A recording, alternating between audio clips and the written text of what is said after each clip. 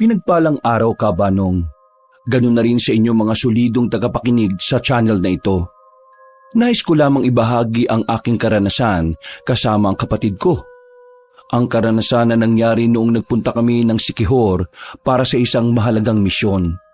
Kilalanin niyo na lamang akong Haraya. Sa katunayan, ang ibabahagi ko sa inyo ay ilan lamang sa mga naging kaganapan sa buhay ko. Pero ito ang pinakatumatak sa puso ko dahil mas marami akong natutunan dito. Capiz, 1995. Nakatira kami sa isang lugar na pagmamay-ari din ng mga angkan namin. Hindi naman sa pagmamalaki, pero noong araw, mayaman talaga ang pamilya namin. Bukod sa pagiging negosyante ng mga lolo at lola namin, kilala rin ang pamilya namin bilang tagapuksa ng mga aswang. Oo, Kabanong, tama ang nabasa nyo. Minsan sa probinsya ng Capiz, may pamilyang literal na pumapatay ng mga aswang. Ang pagiging manunugis at birador ay minana na namin. Noong panahon na yon, 2 na lang kami ng kapatid ko ang pinakabata sa angkan. Kaya naman, isinabak na rin kami ng aming lolo para sa isang mahalagang misyon. Yun ay ang hanapin ng pinuno ng mga aswang na naninirahan naman sa probinsya ng Siquijor. Walang pagdadalawang isip naming tinanggap ang misyon. At dito na nagsimula ang hindi ko malilimutang karanasan. Ang sakit ng puwet ko, ate.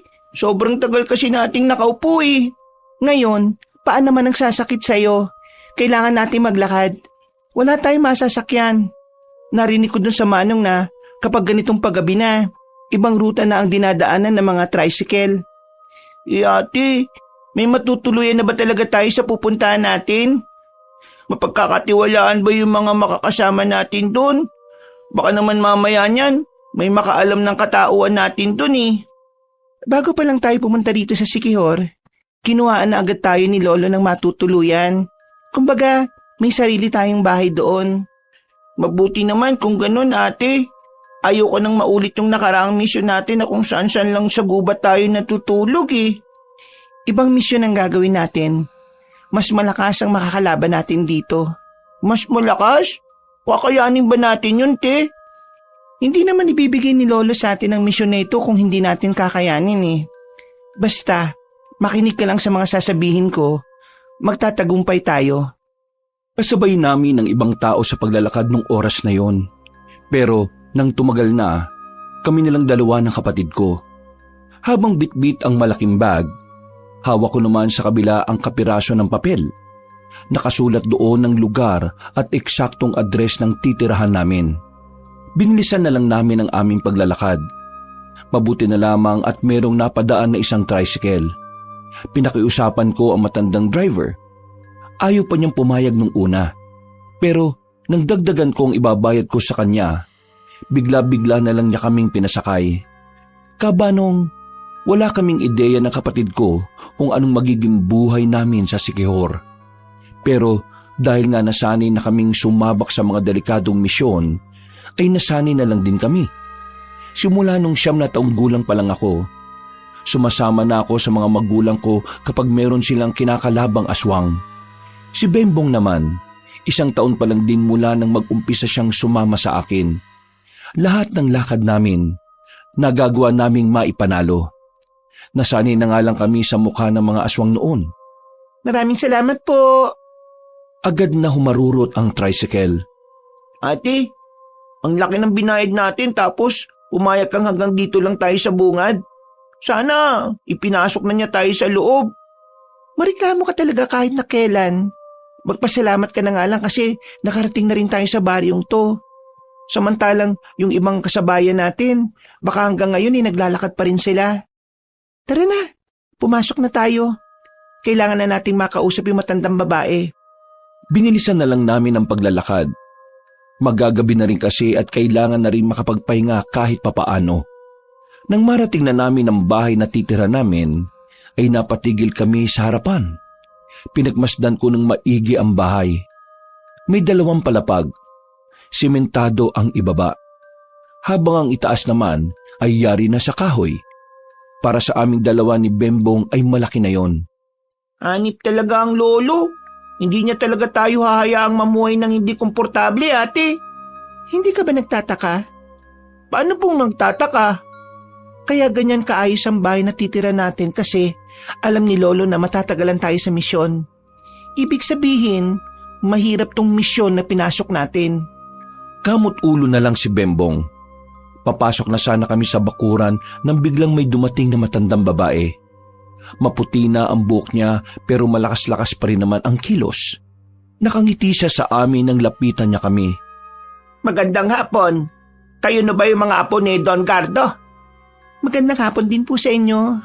Opo, kami nga po ang apo ni Don Gardo. Halik kayo. Pumasok na tayo sa loob para makita ninyo.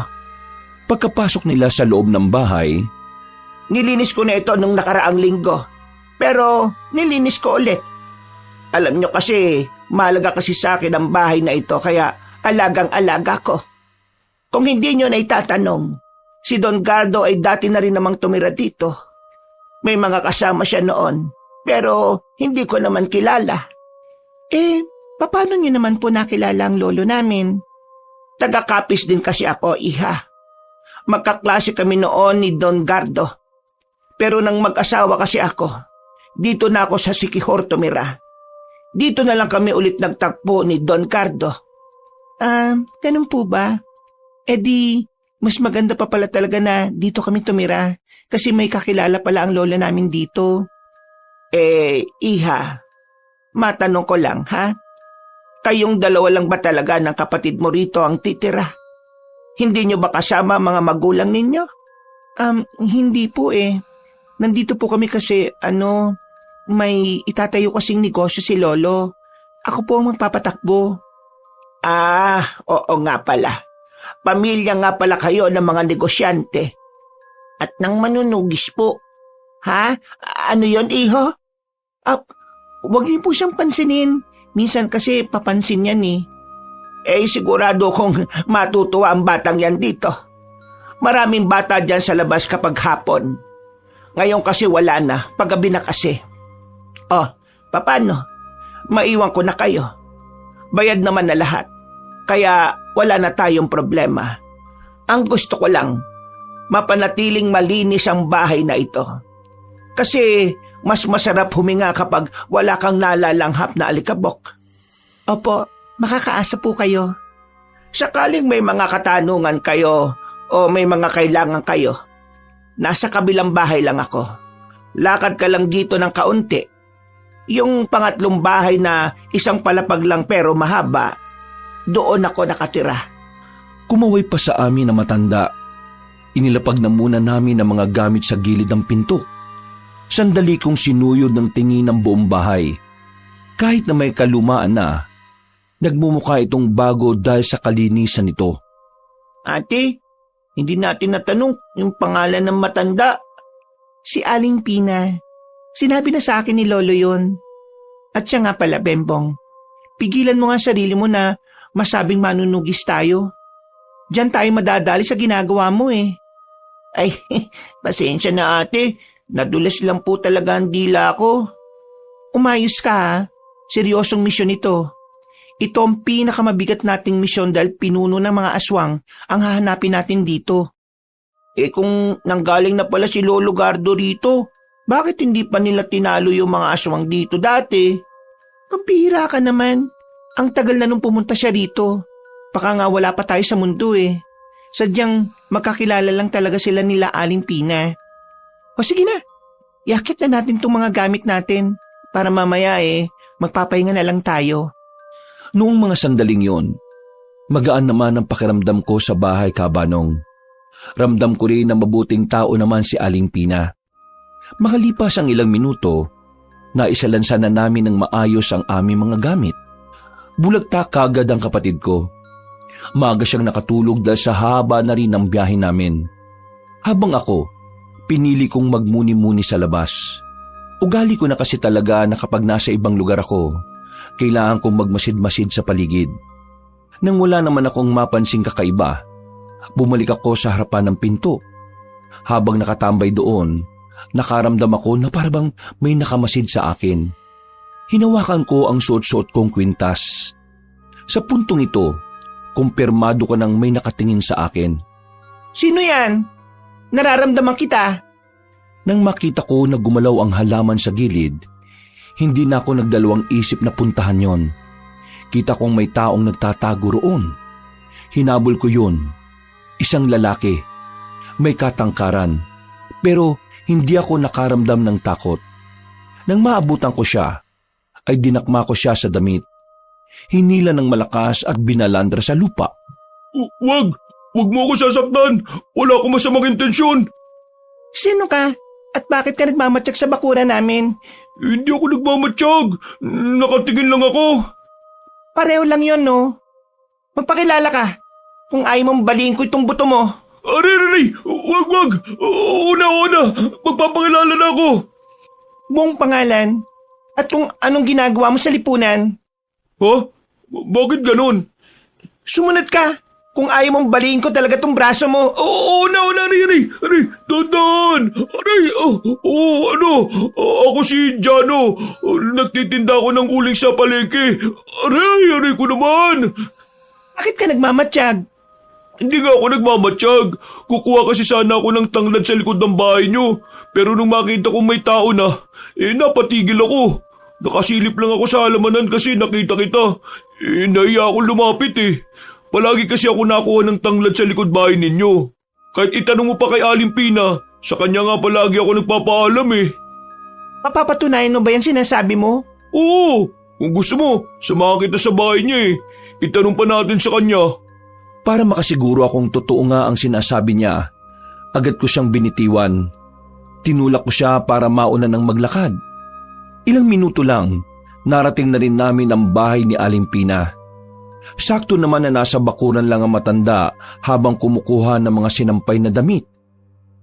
Bakit? Anong meron? Nakita ko kasi ito na pasilip-silip po sa labas ng bakuran namin Naginala ako sa kanya na baka may masama siyang binabalak. Gusto ko lang pong malaman kung kilala niyo po siya. Kilala ko siya. Si Jano. Palagi siyang nagpapaalam sa akin na kukuha ng tanglad sa likod bahay. Aling Pina, grabe naman pala itong bagong nakatira doon. Parang Amazona. Muntikan pa ako mabalian ng buto naniniwala ka na ba? Sige, naniniwala na ako.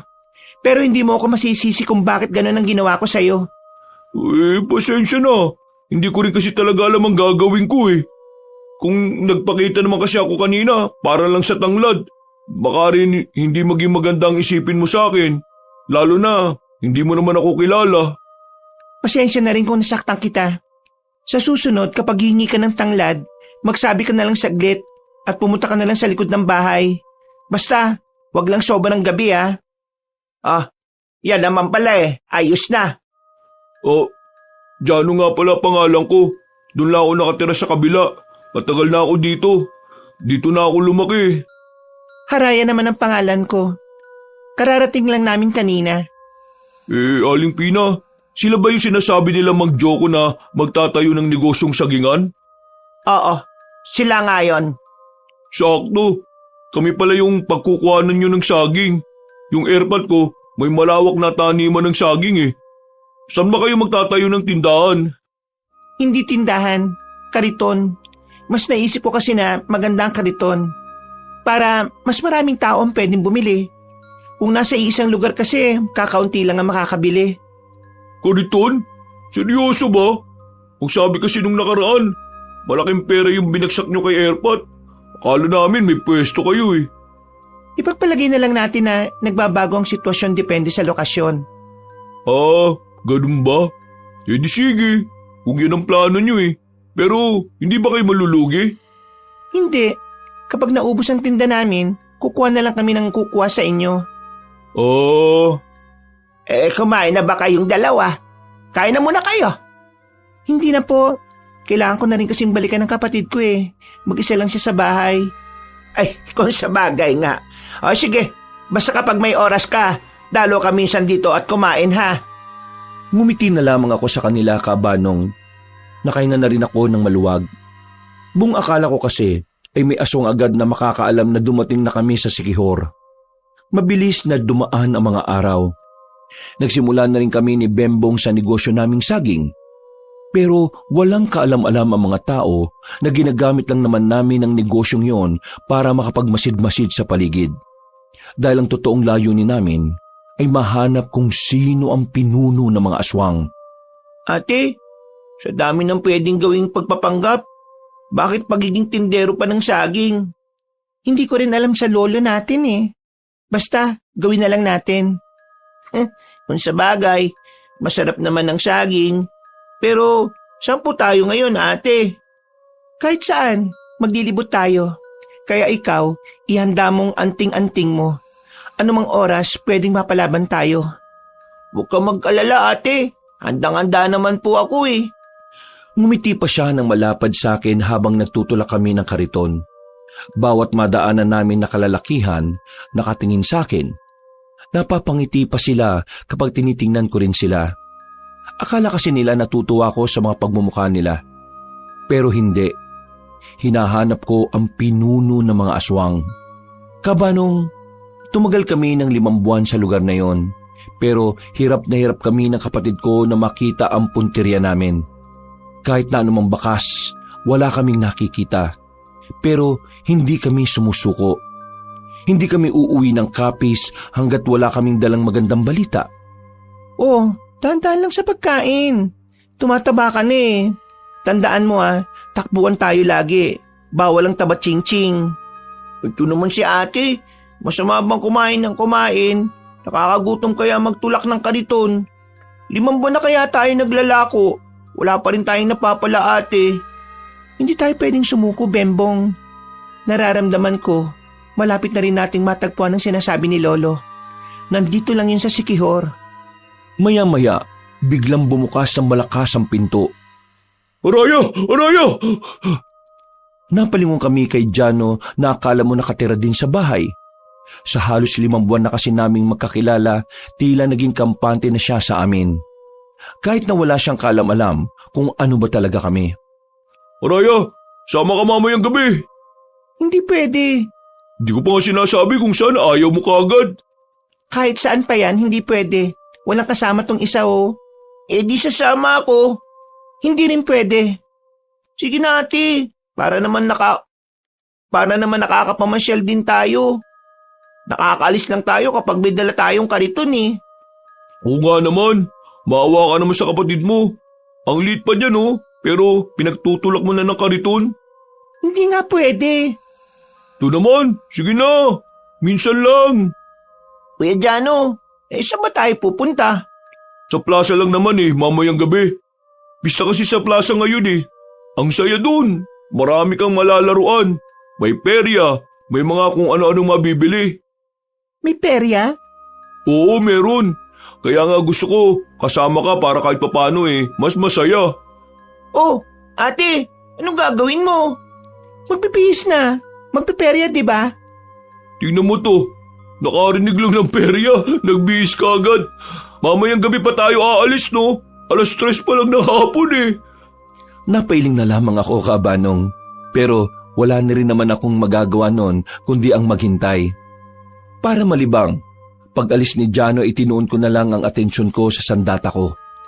Nilinis ko ang espadang ilang buwan nang nakabalot sa makapal na tela. Hinawakan ko ang kwintas ko. Ang anting-anting na palagi kong kasama sa lahat ng aking laban. Dahil sa kwintas na yon, nagagawa kong matalo kahit pa ang malalakas na aswang. Napangiti na lang din ako pagsilip ko sa sala.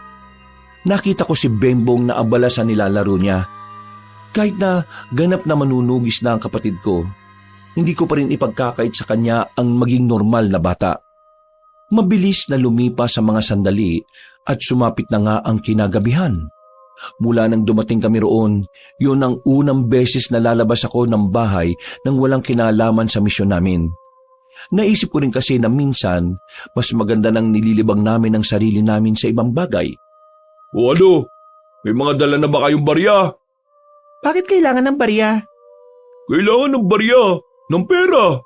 Kasi di ba maglalaro kayo sa perya at marami tayong mabibili doon kasi mura ang mga paninda.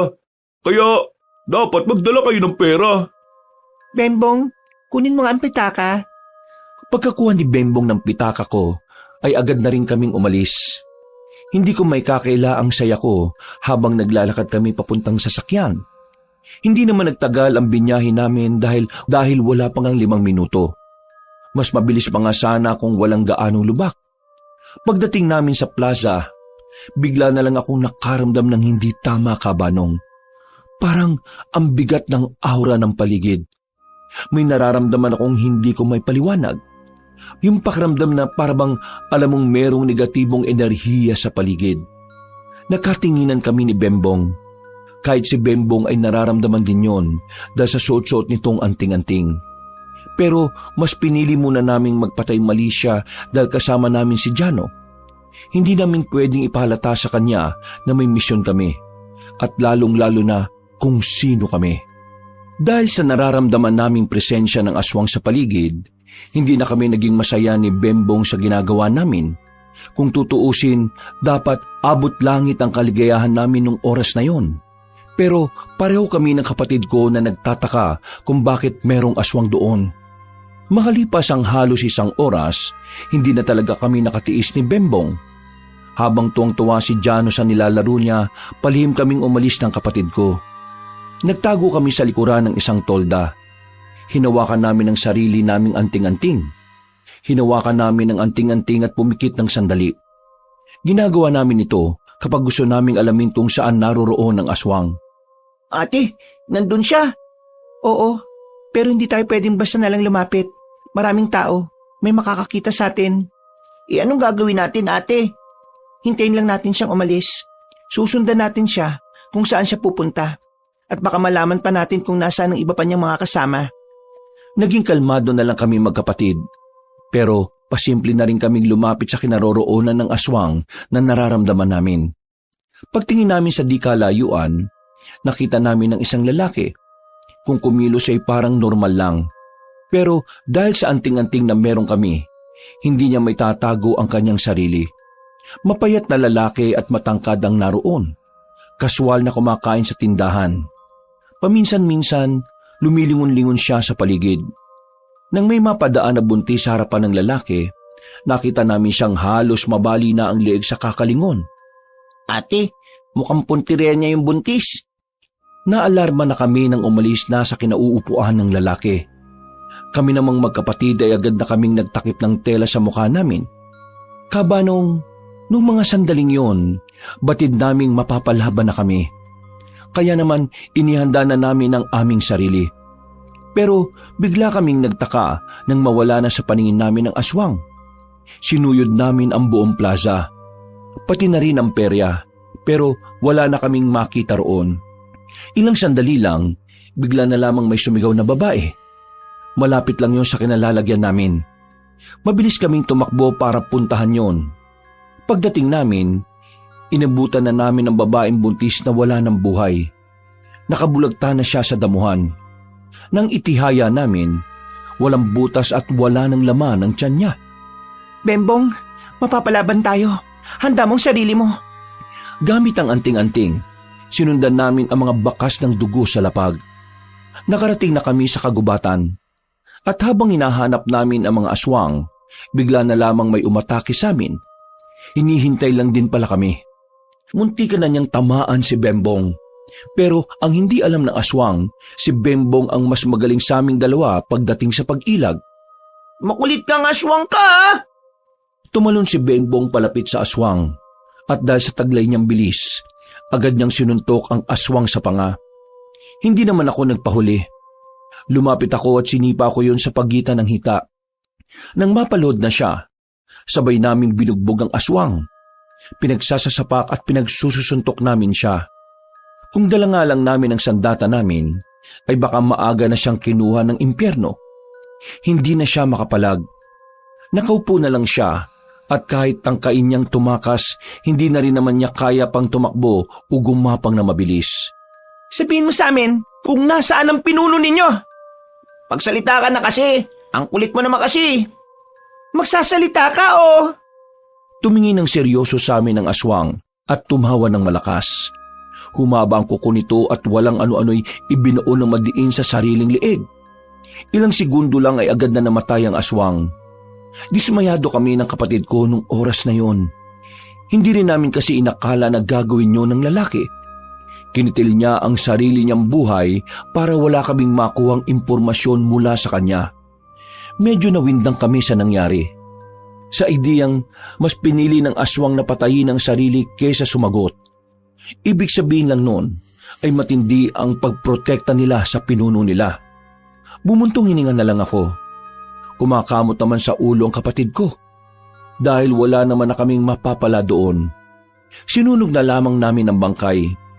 Bumalik na muna tayo sa atin. Wala na tayong mahahanap na aswang dito. Nag-iisa lang yon. Paano naman si Kuya Jano? Pabayaan mo na siya ron. Sabihin na lang natin na nagkaroon ng emergency. Hindi man lang ba tayo magpapaalam? Kapag nagpaalam tayo, magpupumilit na naman yun eh. Hindi na kami bumalik sa peryahan. Nilisan na rin namin ang lugar na yon. Nakahanap naman kagad kami ng masasakyan nang makita namin ang ibang nakapila na tricycle. Nakabalik naman kami ng maayos sa aming bahay. Nakatulog agad si Bembong dahil sa pagod, na parabang wala itong kinalaban na aswang. Ako naman, nagmuni-muni naman ako sa tapat ng bahay habang kumakain ng natirang saging. Noong mga sandaling yon, ay hindi ko inakalang pupuntahan ako ni Jano. Ang buong akala ko kasi, nagbabad pa siya roon. Lumapit siya sa akin. Inabot niya ang isang babasaging pitsil. Nasa loob ang tubig. Kumuha ka na lang. Hindi naman ako nahingi ng tubig eh. Para sa'yo yan. Para sa akin. Oo, napalanunan ko kanina sa perya. Sigurado ka? Sa'yo na lang. 10 ganyan kasi ang naiuwi ko eh. 10? Grabe ka naman. Wala eh. Swerte eh. Ay teka, bakit na pala kayo umuwi nang hindi man lang napapaalam sa akin? Sumakit kasi ang tiyan ni Bembong kanina. Kaya ayun, nagmamadali kaming makauwi para makadumi siya. Pasensya ka na. Hindi. Ayos lang naman. Wala kang dapat hihingi ng pasensya. Mas mahalaga pa rin ang kalusugan ng bata, no? Mabuti naman at naiintindihan mo. Pero, alam mo ba kung anong nangyari sa plaza? Ano? Sa may bandang likuran ng plaza, sa liblib na lugar, meron dong natagpo ang patay. Isang babae. Tapos, wakwak daw yung tiyan eh. Buntis daw yung babae. Ang hinala ng iba, naku, inaswang. Nakakatakot no? Naniniwala ka sa aswang? Oo naman, naniniwala ako dun. Ang dami kayang aswang dito dati. Alam mo kung saan merong aswang? Malamang hindi. Takot nga ako sa aswang eh. O sige, umuwi ka na sa inyo. Baka mamaya kainin ka pa ng aswang sa daan. Uy, para tong sira. Sige na nga, uwi na ako. Yung pitsil ingatan mo Naglakad na paalis si Jano. Napatingin na lamang ako sa hawak-hawak kong pitsil. Napapangiti na lang ako dahil sa buong buhay ko, wala ko natatanggap na ganoon sa kahit na sino. Kinabukasan, maaga kaming gumising ni Bembong. Nakahanda na ang kariton namin na may saktong karga ng mga saging. Dahil kasi sa nangyari sa plaza, mas lalong lumakas ang paniniwala naming magkapatid na malapit na naming makita ang pinuno ng mga aswang. Dakong 8:00 ng umaga, nakaalis na rin kami sa baryo. Tulak-tulak ang kariton, kung saan-saan na naman kami gumala. Sobrang layo na nang narating namin, hanggang sa may mapuntahan na naman kaming isang baryo. Katamtaman lang naman ang laki ng baryo na yun. Ate, parang wala naman pong aswang dito eh. Hindi naman nagiging aktibo yung anting-anting ko. Hinaamoy yung boses mo. Mapapahamak tayo sa ginagawa mo eh. Ay, pasensya na ate Pagmasid ka, hindi tayo pwedeng maging kampante. Napatigil kami nang merong matandang lalaki na lumapit. Puti na ang buhok ng matanda, pero diretso pa ang tindig. Mukha ring alagang-alaga nito ang katawan dahil na rin sa pagiging maskulado nito. Nakangiti siya sa amin, sabay tingin sa tinitinda naming saging. Mabuti naman at may naligaw na rin na nagtitinda ng saging dito sa baryo namin. Napakadalang lang kasi mga nagtitinda ng ganyan na umaabot dito. Pero magkano bang isang piling? Kinikilo nyo ba yan? 20 pesos lang po ang isang piling. 20 pesos? Kahit ba ilan ang nasa piling at kahit anong laki? Opo. Haba, Siguradong marami kayong naibebenta, no? Hindi naman po, tama lang. Sa katunayan, kanina pa kami tulak ng tulak sa kariton namin pero hindi pa rin nauubos eh. Huwag kayo mag-alala. Marami naman akong bibilhin. 5 piling nga. Mahilig kasi ako sa saging eh. Ganun po ba? Di tamang-tama po. Agad kong inilagay sa plastic ang binili ng matanda. Hindi pa rin nawawala ang ngiti niya sa akin. Noong mga oras na yon, kahit ako'y hindi ko rin maintindihan kung bakit parang ang gaan ng kalooban ko sa kanya. Maging si Bembong din na hindi naman masyadong nakikipag-usap sa matatanda, parang komportable rin siya roon. Alam niyong dalawa, ang mga kagaya niyo ang may pag-asang umunlad. Kasi ang mga kagaya niyong masisipag, kayo mga dapat tularan eh. Maraming salamat po. Pero masaya na po kami na meron na kaming nakakain sa pang-araw-araw. Napangiti na lang ako sa sinabi ni Bembong. Hindi dahil natutuwa ako. Sadyang masaya na rin ako na nagagawa na rin niyang magpanggap sa ibang tao para lang hindi malaman ang katauhan namin. Dapat ang isang tao hindi nakukontento kung ano lang ang meron siya ngayon. Dapat mas nagsisikap tayo para umunlad. Hindi po kayo maintindihan ng batang yan. Puro kalokohan lang pong nasa isip niyan eh. Ganyan naman talaga ang mga bata. O sige na, mauna na ako at kakain pa ako ha. Maglibot-libot lang kayo rito at baka meron pang bumili. Marami sana kayong mabenta. Kumuhay pa siya sa amin na parabang sobrang tagal na niya kaming kilala. Ate, tingin ko kilala ni Lolo yun. Anong kilala? Paano mo naman nasabi? Magaan ang loob natin sa kanya eh. Diba ganun ka rin naman? Oo, magaan nga. Hindi ko nga rin alam kung bakit eh. Baka siguro mabait talaga siya sa tao. Ganun naman kasi yon. Kapag mabuti kang tao, sa kahit sino makakausap mo matutuwa sa'yo. Bakit ako? Mabuti naman po akong tao pero lagi mo akong pinapagalitan. Ay naku, ewan ko sa'yo. Tara na nga, magtulak na tayo. Pinagpatuloy namin ang pagtutulak ng kariton. Nang madaanan namin ng ibang bahay, nagsilapitan ang iba. May mga nag-aagawan pa. Meron pang nagkagalit para lang makipag-unahan. Noong mga sandaling yon, hindi ko maintindihan kung bakit parang sobrang mahalaga sa kanila ang saging. Pero kahit na ganon, pinagbentahan na lang namin. Naisip ko na lang na baka totoo nga ang sinasabi ng matandang lalaki na madalang lang talagang may nagpupunta roon para magbenta ng saging. Ate, mga unggoy ba sila? Tingnan mo 5 piling na lang natira. Nag-aaway pa yung 3 bumili. Shh! Huy! Pipik mo! Ikaw talaga bata ka. Ay, pasensya na po. Bumuntong hininga na lang ako. Paubos na kasi ang tinda namin at kapag naubos yun, wala na kaming maaaring gawing pamorma para itago ang tunay naming pakay. Kaya naman naisipan ko ng dagdagan ng tinda namin sa mga sumunod na araw. Bagsak lang din naman ng bagsak si Jano ng saging sa amin kaya tuloy-tuloy ang benta. Sa mga nakalipas na araw ay mas napadalas ang pagdaan namin sa baryo ng Makopa. Ang baryong yun ang unang baryo na kinatuwaan namin ni Bembong. Yun yung baryo na palaging tuwang-tuwa kapag dumadaan kami. Doon din ang baryo na tinitirhan na matandang si Aduhay, ang matandang lalaki na unang nakausap namin doon. Hindi ko alam kung ano ang meron sa baryong yon, pero paulit-ulit kaming nagpupunta ng kapatid ko doon para lang masuplayan sila ng saging. Habang ginagawa namin kasi yon, pakiramdam ko ay nakakaroon din ng saysayang misyon namin. Ate, ubos na naman tong nasa karito natin. Ang dami na naman natin pera. Hindi naman natin kailangan yan eh. Ang kailangan natin, mahanap yung pinuno ng mga aswang. Akala mo ba hindi ko iniisip yan?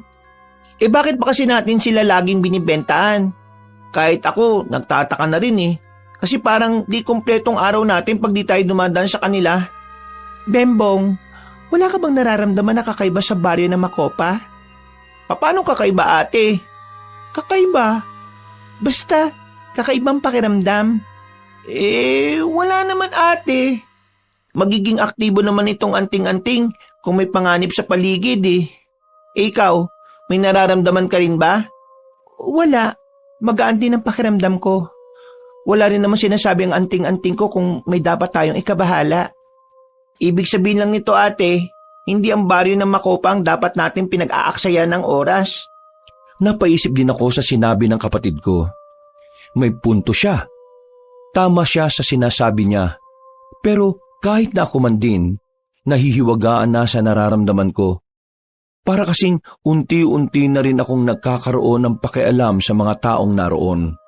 Nang makauwi kami sa baryo namin, isang lalaki ang aksidenteng nasagi namin ng kariton. Dumaan kasi yung gulong sa lubak. Sumakto naman na may napadaan kaya hindi na namin napigilan. Hindi naman kalakasan ng pagtama, pero munti ka nang matumba ang lalaki nang mawalan nito ng balanse. Uy! Bulag ka ba? Pasensya, hindi ko sinasadya. Ngalay na kasi yung kaliwang braso ko kaya hindi ko makontrol ng maayos yung kariton eh. Alam niyong may dadaan eh. Sa puntong yun, ramdam ko nang mapapaaway talaga ako. Iba ang tabas ng dila ng lalaki. Ramdam ko ang kaangasan sa kanya. At dahil pinalaki kaming palaban ng mga magulang at angkan namin na lihitimong manunugis, hindi ako nagpatinag sa kanya. Kung nakita kitang biglang lumitaw, di sana mas nilakasan ko pa. Anong sinabi mo? Kuya, wag po muna kayong magalit.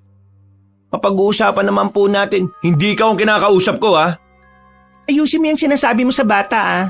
Nasa tamang edad ka na, pero para kang batang nagmamaktol. Humingi na nga ako ng paumanhin sa'yo eh. Ano pa bang gusto mong gawin ko?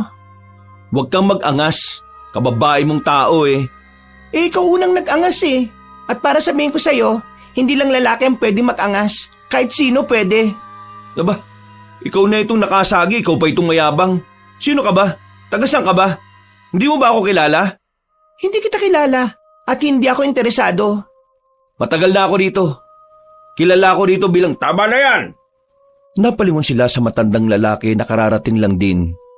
Lumapit sila sa amin habang hawak-hawak ang isang tungkod na parang hindi naman niya talaga kailangan.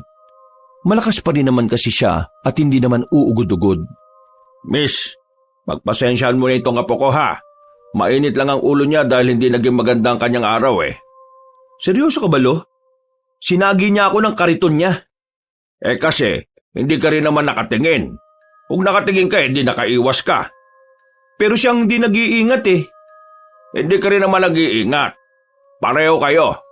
Kaya dapat maayos ang maging usapan ninyo. Kalmado, payapa at formal. Hindi ganito. Babae ang kausap mo, may bata pa. Kaya umayos ka ha.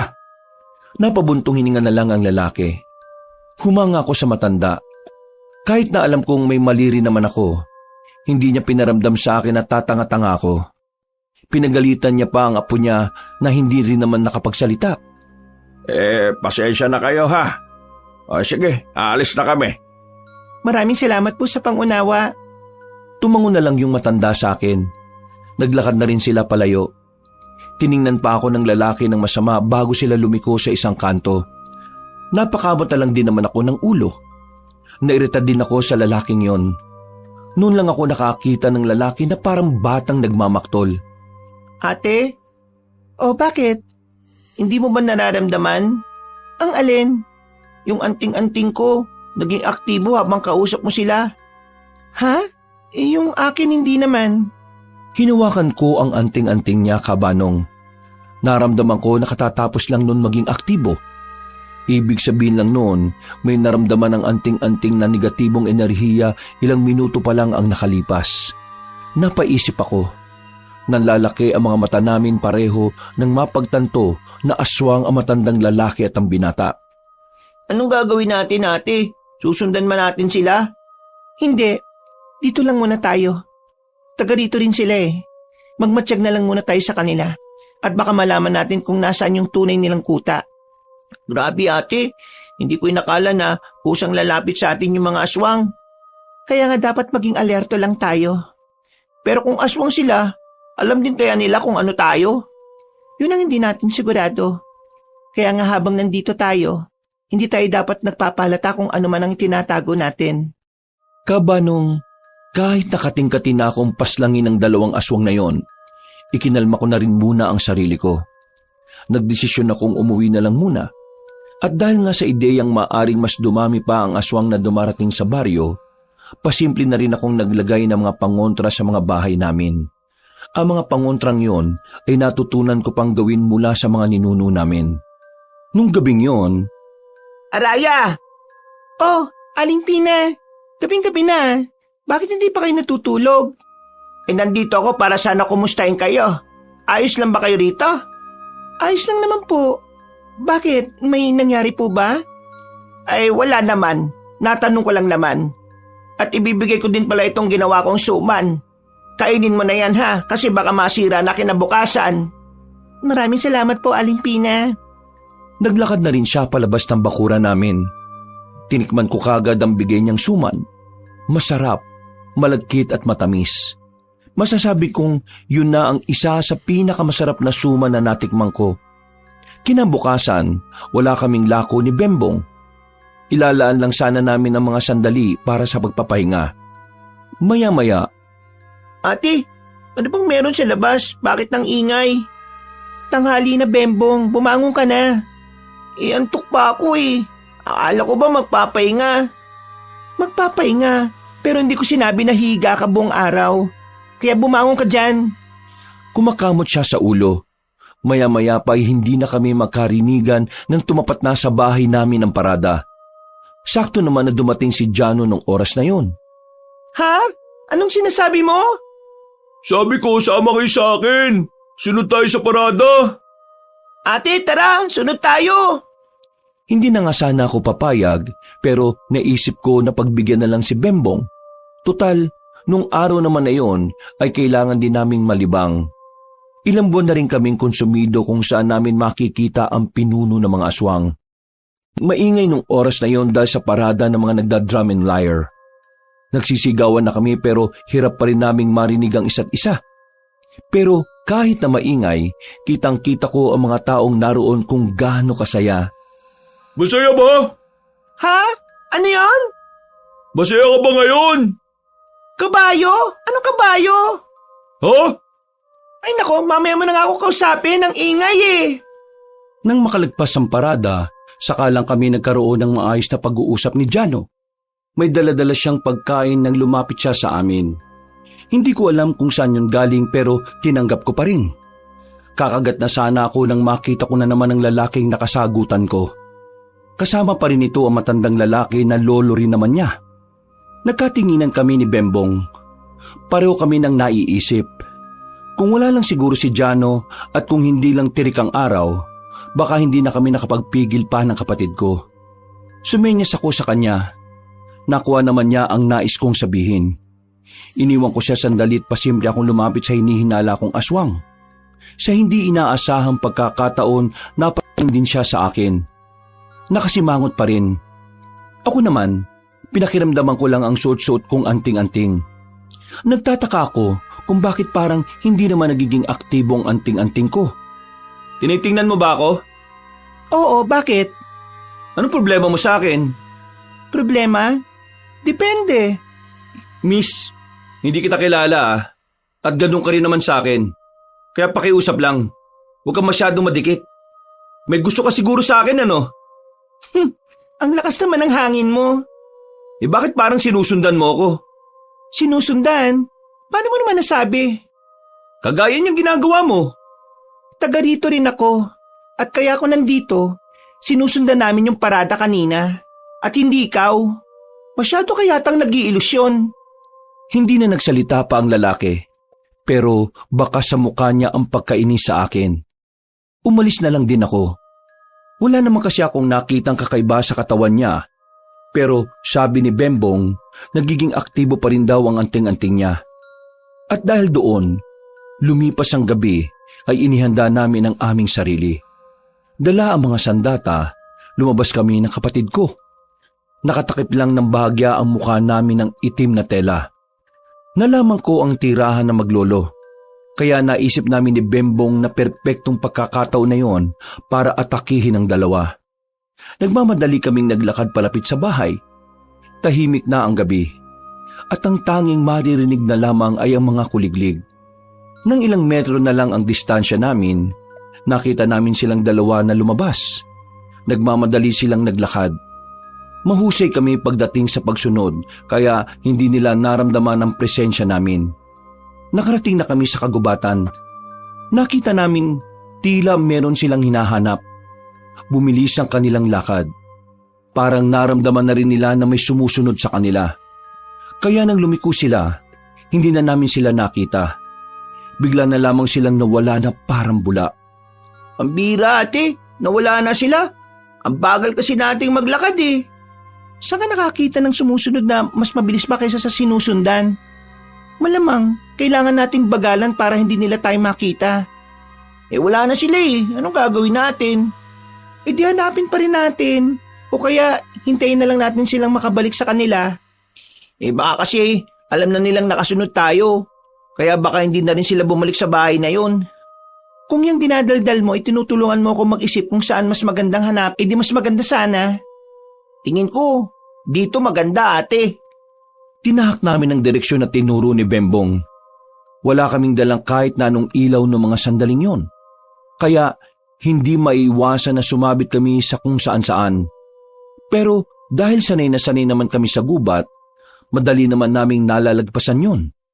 Sa kalagitnaan ng paghahanap namin sa dalawa, nakaramdam na kami ng hindi pangkaraniwang presensya. Nagiging aktibo na rin ang anting-anting namin. Kaya naman hinugot na rin namin ang espadang daladala namin. Nakiramdam muna kami sa paligid.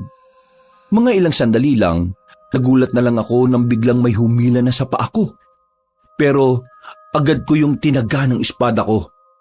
Nabitiwan niya ang paa ko. Dahil alanganin ang lagay namin sa parting yun ng gubat, mabilis kaming tumakbo ni Bembong hanggang sa makarating na kami sa parting walang gaanong puno. Sa puntong yun, may nakikita na kaming mga aswang. Nasa 7 sila. At base sa mga karanasan namin sa aswang, iba ang mga aswang na yun. Hindi sila gaya ng mga nakakalaban namin sa Capiz. Ate, iba talaga yata ang aswang sa kada probinsya. Hindi ko alam kung anong aswang to eh. Huwag ka masyadong madaldal. Ituon mo lang ang atensyon mo sa mga kalaban natin. Muling umatake sa amin ang mga aswang. Kahit naiilagan namin ang mga pag-atake nila, ay aminado kong maliliksi talaga sila. At para bang may mga alam din sa pakikipaglaban. Yun ang unang beses na nakainkwentro kami ng aswang na para bang kagaya lang din namin ang husay. Kaya nung mga sandaling yon, mas nag-ingat kami ng kapatid ko. Hindi namin minaliit ang kalaban namin. Bembong! Ay, aagulat ka naman ate. Hindi ka ba tumitingin sa likuran mo? Umayos ka nga. Huwag ka mag-alala ate. Hindi naman ako mapapahamak eh. Ay naku, kampante ka masyado. Baka ikaw pa mauna sa akin eh. Muli kaming nagdikit. Pumapalibot na sa amin ang mga aswang habang paikot-ikot sila. Nakita kong medyo mahihirapan kami sa mga yon kung hindi namin siseryosohin ang nangyayari. Kaya naman hinawakan ko na ang aking anting-anting at lihim na bumulong. Walang ano-ano ay kaagad na dumaloy ang kakaibang enerhiya sa buong katawan ko. Mabilis kong tinakbo ang nasa harapan ko. Hindi na malaya ng mga aswang ang paglapit ko kaya pinagtatataga ko sila. Sumunod din naman sa akin si Bembong. Pinakita namin sa kanila kung gaano kami kagagaling. Kalaunan, tila nawindang ang mga aswang. Tumigil sila at para bang nagdadalawang isip ng lumaban sa amin. Ano? Ayaw niyo na ba? Ang kukulit niyo ah. Baka hindi niyo kami kilala. Kabilang kami sa mga pinakamahuhusay na manunugis ng Capiz. Tagawa mo pa talaga magyabang ah. Sabayan mo na ako. Tapusin na natin to.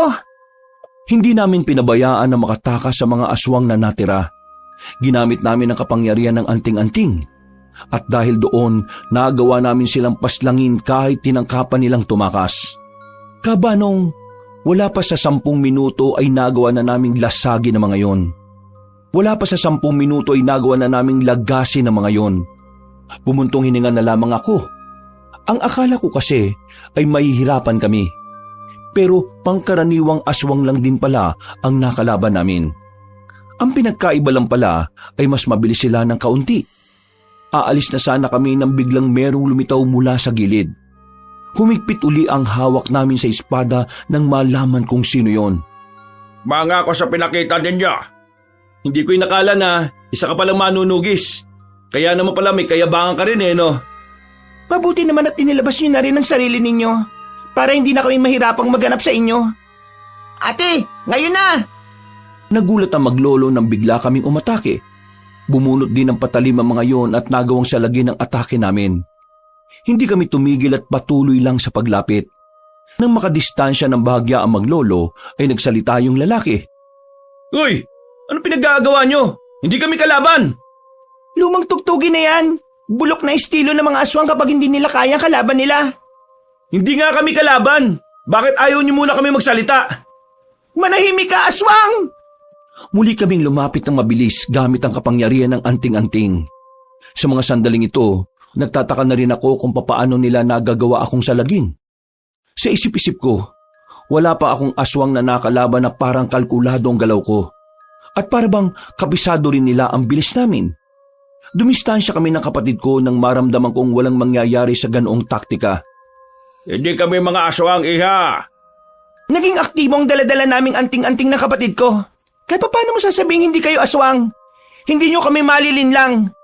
Ang dami na naming aswang na pinaslang sa Kapis.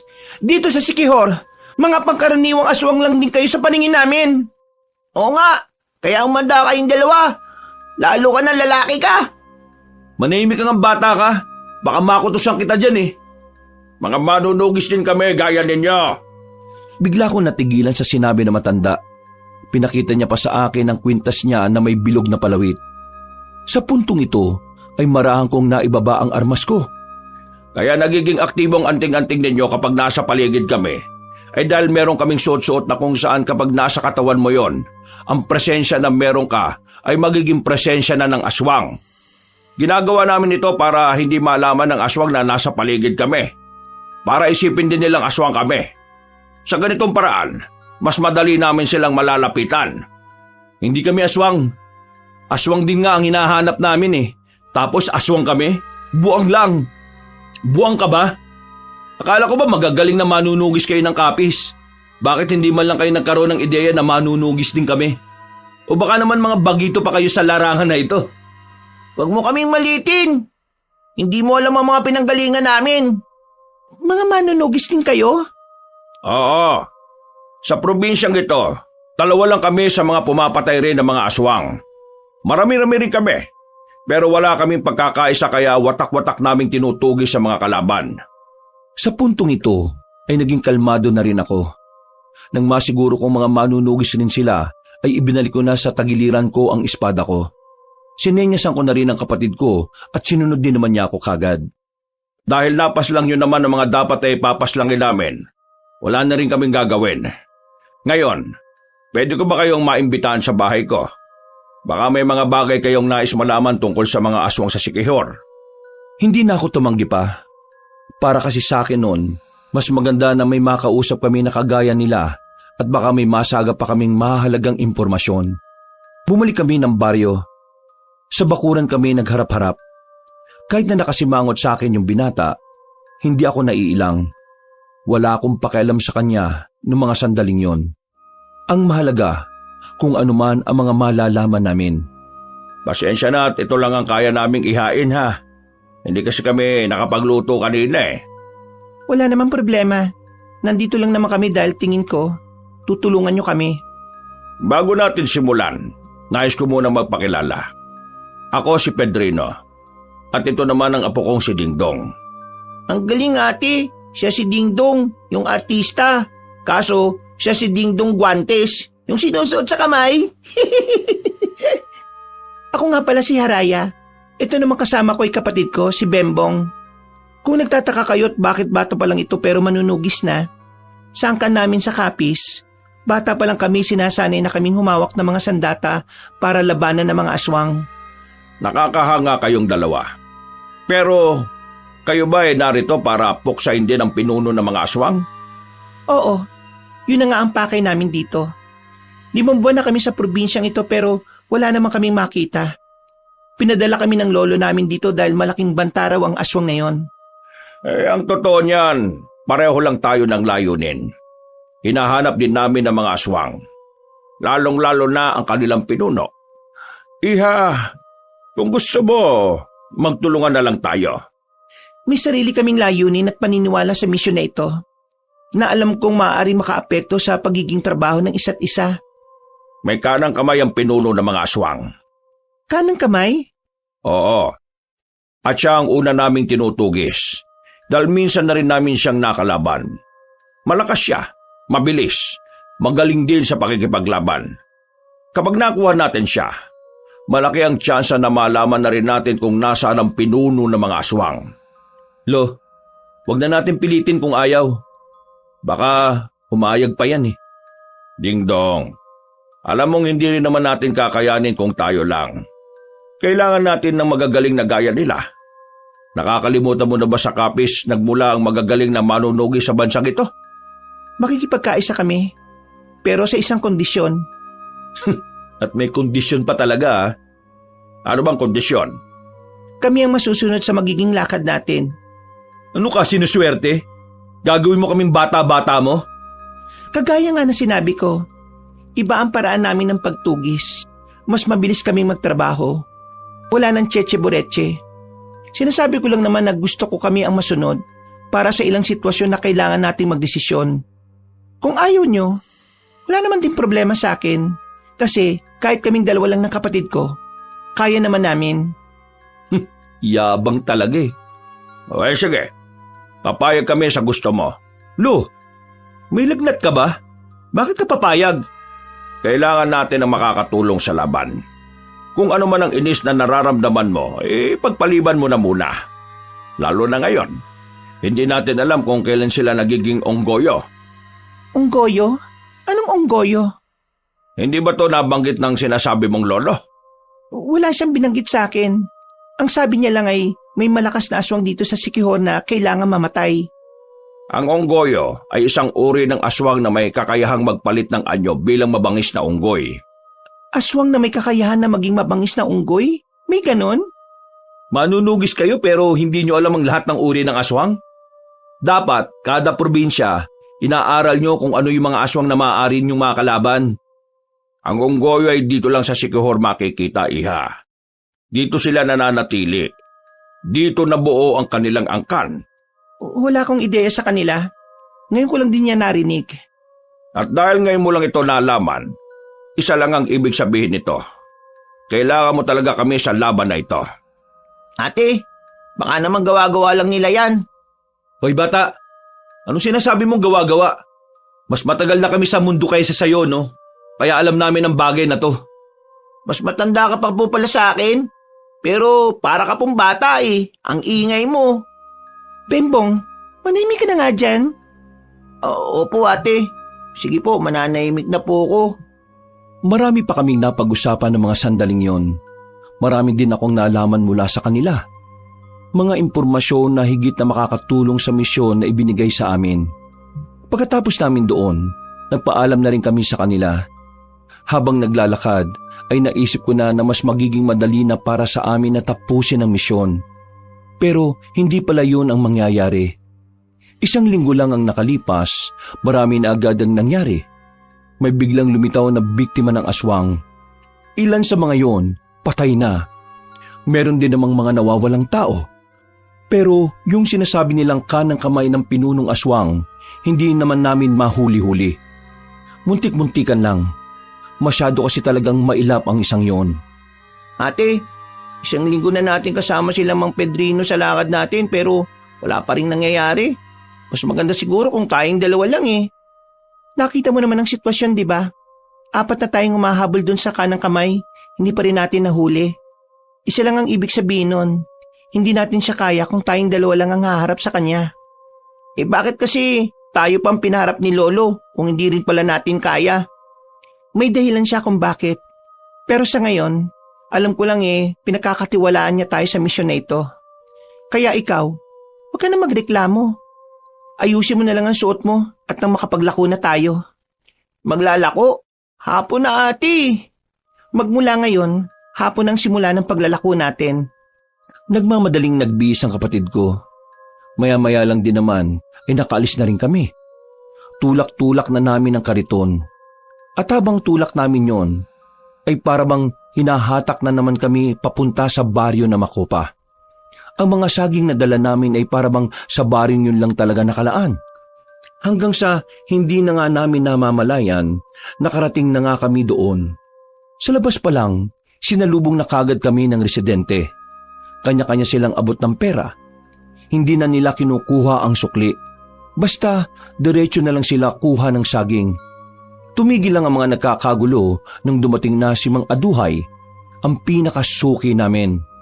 Nako, ilang araw yata kayong hindi napadaan Buti naman at napasyal na rin kayo.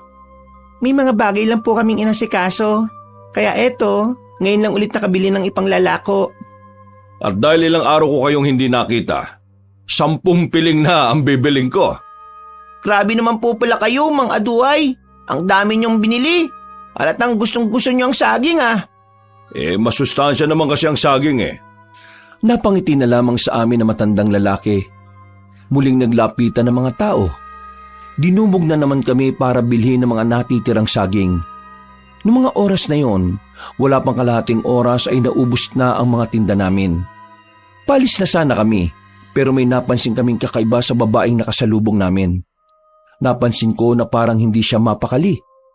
Kamot siya ng kamot. Nang silipin ko ang muka, nakita kong parang namumula mga mata niya. Nang mapansin niya na nakatingin ako sa kanya, agad-agad siyang umalis. Napansin ko na lang na may hawak din pala siyang saging. Tinulak ko ng mabilis ang kariton para makalabas na kami kagad ng Baryo Macopa. O ate, bakit ka nagmamadali? May naalala lang ako. Ano pong naalala niyo? Yung mga aswang na unggoyo. Yung mga aswang na nagaan yung unggoy? Oo, yun nga. Ano naman? Yung mga unggoy, mahihilig sa saging.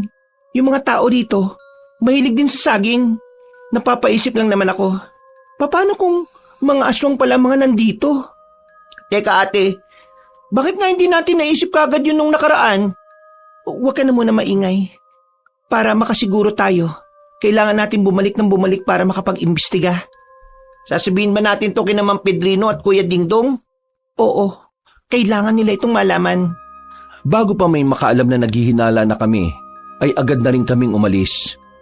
Inabot na kami ng gabi sa daan dahil anong oras na rin kaming natapos sa Baryo Macopa. Habang naglalakad kami, bigla na lang naging aktibo ang mga dala naming anting-anting. Nagkatinginan kaming dalawa ni Bembong. Huminto kami sa pagtutulak. Mga ilang sandali lang, isang boses ang narinig namin mula sa gilid. Araya! Sino ka? Lumapit pa siya sa amin para tamaan ng liwanag na nagmumula sa poste. Minukhaan ko siya. Nanlalaki ang mga mata ko nang makilala ko ang mukha niya. Nakangiti siya sa akin. Noong mga sandaling yon, nakalimutan ko na ang anting-anting. Dagul? Ako nga, Araya. Ate, magkakilala kayong dalawa? Siya ang kababata ko, matagal ko nang hindi nakikita. Mabuti naman at naalala mo ko. Kung akala ko nakalimutan mo na ako Anong nangyari sa'yo at bakit bigla ka nalang nawala noon? Anong ginagawa mo dito? Hindi ko alam kung ano sa mga tanong mo ang dapat kong unahing sagutin Pero gusto ko lang malaman mo na masaya ako makita ka ulit. Masaya rin ako makita ka matapos na mahabang panahon. Pero gusto kong marinig ang mga sagot mo. Ano Dagul? Bakit ka umalis noon? Anong nangyari sa buhay mo? Ano ka na ngayon? Hindi na malaga kung ano man ang nangyari noon. Ang malaga sa akin, magkakasama na tayo ulit. Ipagpapatuloy na natin ulit ang pagkakaibigan natin, Araya. Hindi mo pwedeng isama ang ate ko. Ate? Araya, may kapatid ka pala? Oo, kapatid niya ako. At kahit bata lang ako, hindi mo ko malilinlang. Hindi ko hahayaan na makuha mo ang ate ko. Aswang ka! Araya, anong sinasabi ng kapatid mo? Ate, gumising ka. Siya ang dahilan kung bakit naging aktibo ang anting-anting natin. Sa sinabing yun ng kapatid ko, para akong natauhan. Naalala ko ang anting-anting na nasa leeg ko. Sa mga sandaling yung kasi, aktibo pa rin yun habang kaharap ko ang kababata kong si Dagul. Dumistansya kami ng kaunti. Sandali, diyan ka na lang muna. Araya naman, tagal nating hindi nakita tapos aakusahan lang ako ng kapatid mong aswang ako. Ano ba ang aswang na yan? Hindi pwedeng magkamali ang anting-anting namin. Aswang ka, yun ang totoo. Dagul, anong nangyari? Bakit pumani ka na sa kasamaan? Ha? Ano bang sinasabi mo? Wala akong pinapanigan. Mabuti akong tao. Magsabi ka ng totoo, Dagul. Bakit ka sumali sa mga nilalang na yon? Hindi nga ako aswang. Tingnan mo nga kung mukha akong aswang. Ano bang anting-anting yung sinasabi nyo? Hindi ko kayo maintindihan eh. Bigla na lamang kinuha ni Bembong ang espada niya na nakatago sa kariton. Itinutok niya yung kay Dagul. Napalayo naman ng bahagya si Dagul at nanlalaki ang mga mata. Pasensya ka na. Oo, matagal na kitang gusto makita. Pero mukhang magkaiba na ang landas na tinatahak nating dalawa. Anong ibig mo sabihin? Ibig sabihin lang, lagot ka na sa amin.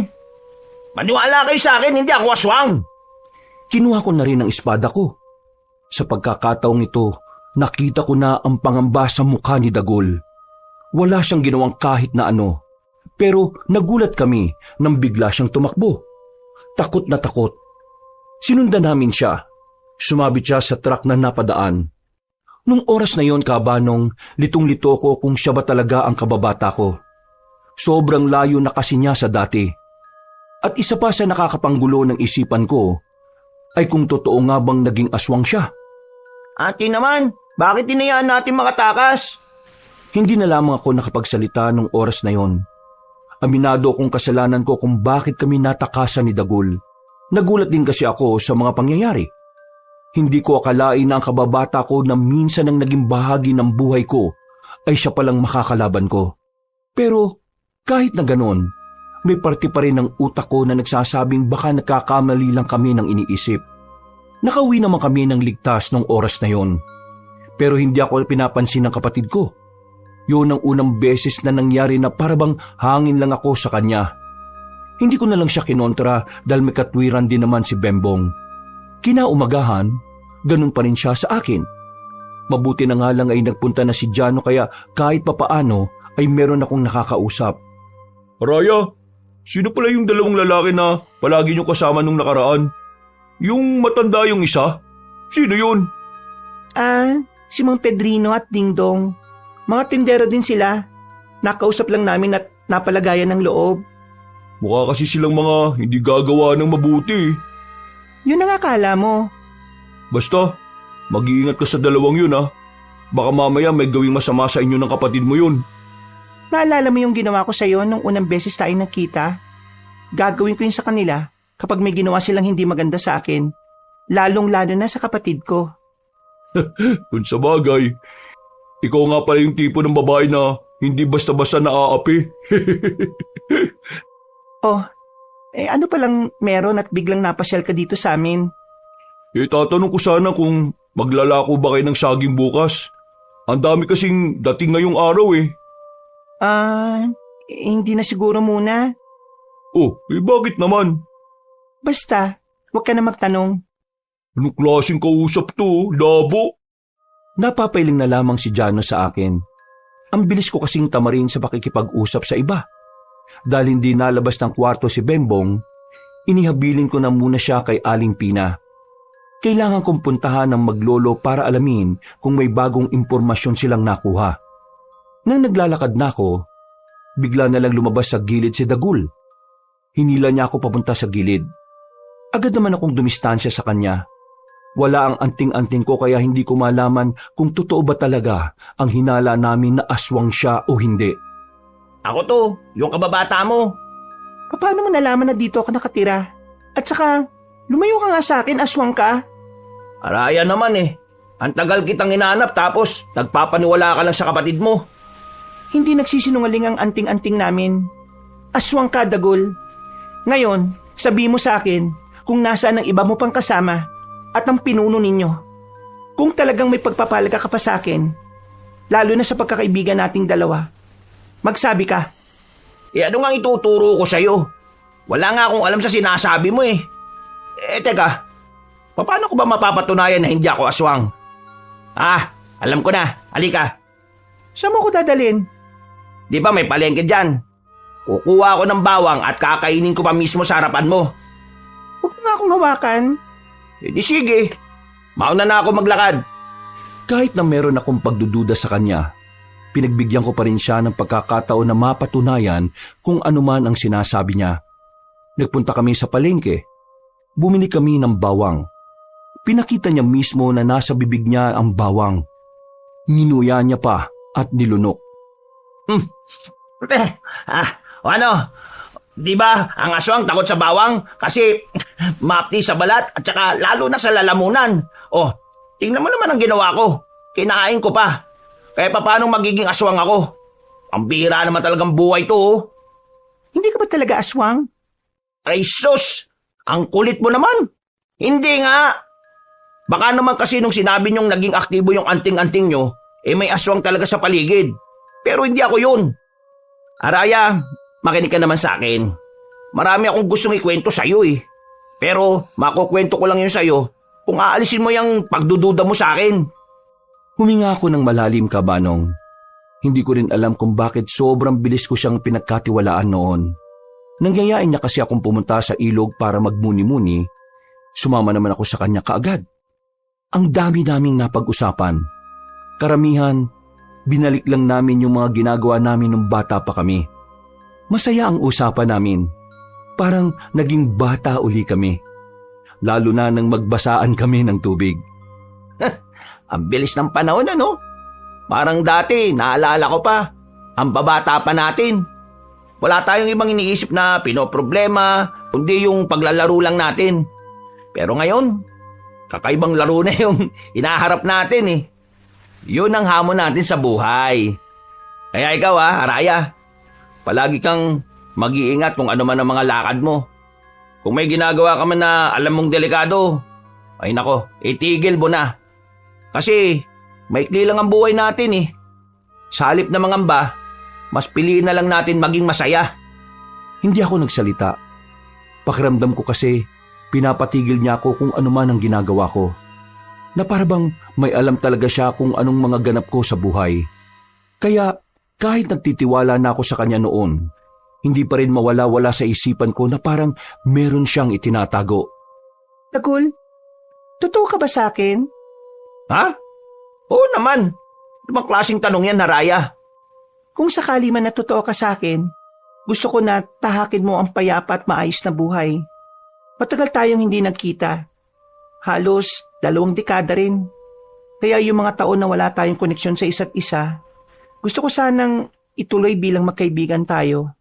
Pero mangyayari lang yon kapag alam kong nasa maayos kang nakalagayan at kabutihan lang ang ginagawa mo. Ito naman, kung makapagsalita, akala mo naman talaga, isa akong preso na nakatakas sa kulungan eh.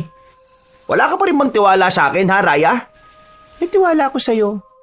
At sana yung tiwala ko na yon, hindi masira, Dagul. Ang tagal nating hindi nakita eh. Pero wala ka pa rin sinasabi sa akin tungkol sa kung ano man ang nangyari sa buhay mo. Lahat ng napag-uusapan natin ay kung ano tayo noon. Wala akong narinig sa'yo kung ano ka ngayon. Kabanong, nung mga oras na yon, alam kong may hindi talaga siya sinasabi. Nababasa ko sa mga mata niya na nagpipigil siyang tapatin ako sa bagay na hindi ko naman alam. Tumingin siya sa akin ng seryoso. Natagpuan ko na lang ang sarili kong nakatitig sa kanya habang papalapit ang mukha niya sa akin. Nang maglalapat na ang labi namin, nakaramdam ako na parang may tumusok na karayom sa leeg ko.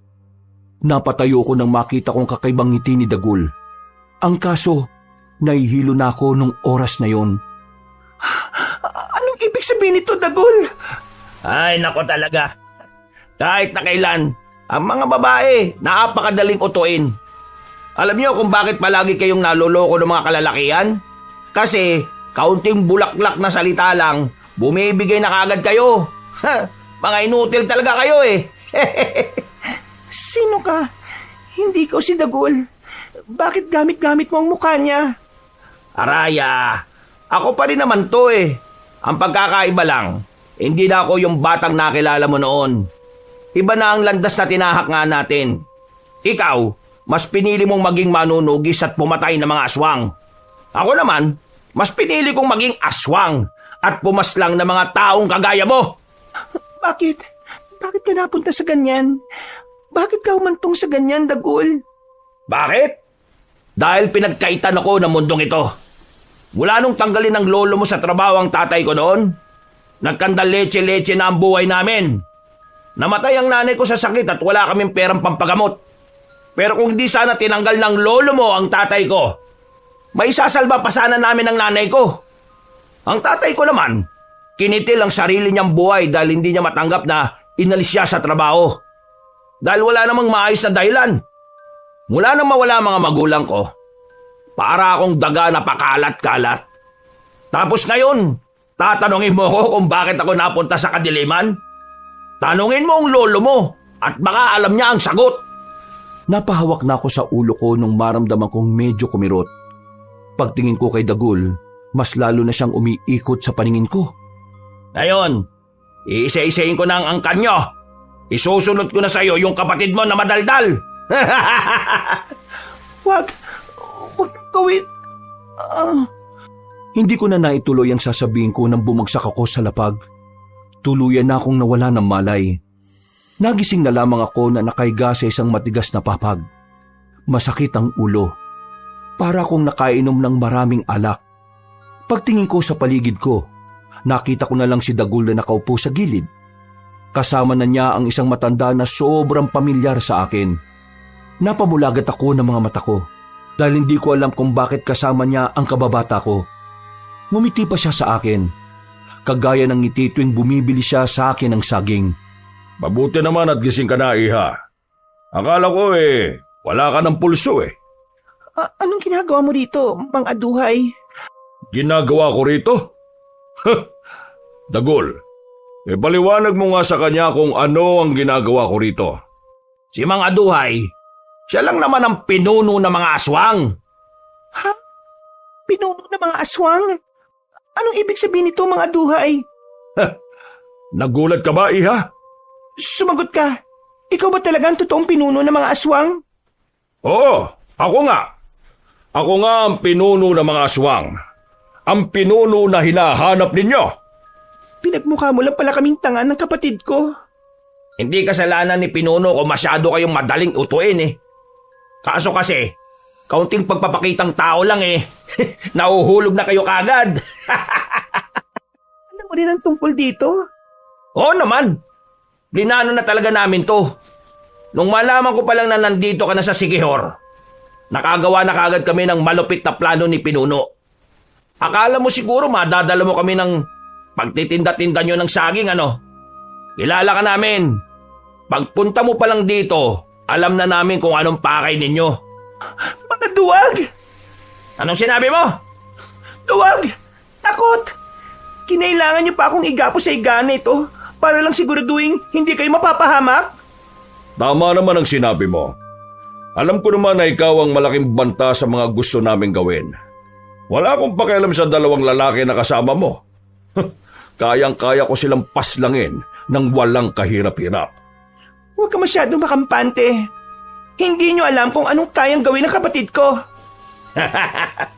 Yung kapatid mong bobwet?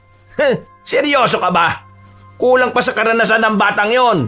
Baka tirisin ko lang yun Dagul, siguraduhin yung hindi ito makakatakas, ha? Ano bang gagawin niyo sa akin? Ikukulong ka lang naman namin dito hanggang sa matapos na namin ang lahat ng dapat gawin sa labas.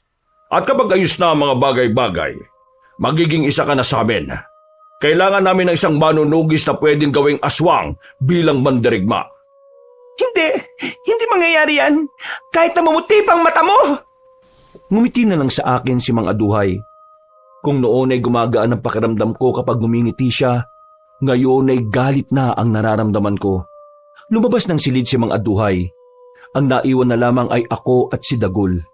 Tiningnan ko siya na masama. Huwag mo nang tangkain pang makatakas dito. Wala ka rin magagawa. Wala na sa'yo ang anting-anting mo.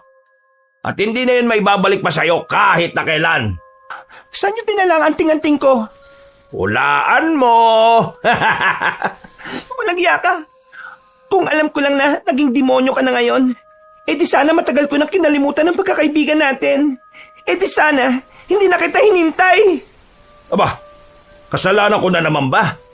Pinili mo yan Sinubukan kong bang pumiglas ng mga oras na yon, Kabanong. Pero masyadong maigpit ang pagkakagapos nila sa magkabilang kamay at pako. Habang si Dagul, patawa-tawa lang siya sa gilid. Kung makakalapit lang talaga ako sa kanya noon, mabubungi siya sa akin. Sabihin mo, unggoyo ba ang tawag sa inyo? Ha! Ang galing mo naman. Paano mo nalaman yan? Akala ko talaga wala kang ideya sa mga kagaya namin eh. Anong klaseng aswang kayo? Bakit hindi kayo tinatablan ng bawang? Bakit hindi nararamdaman ang anting-anting namin ng mga nasa banyo ng Makopa?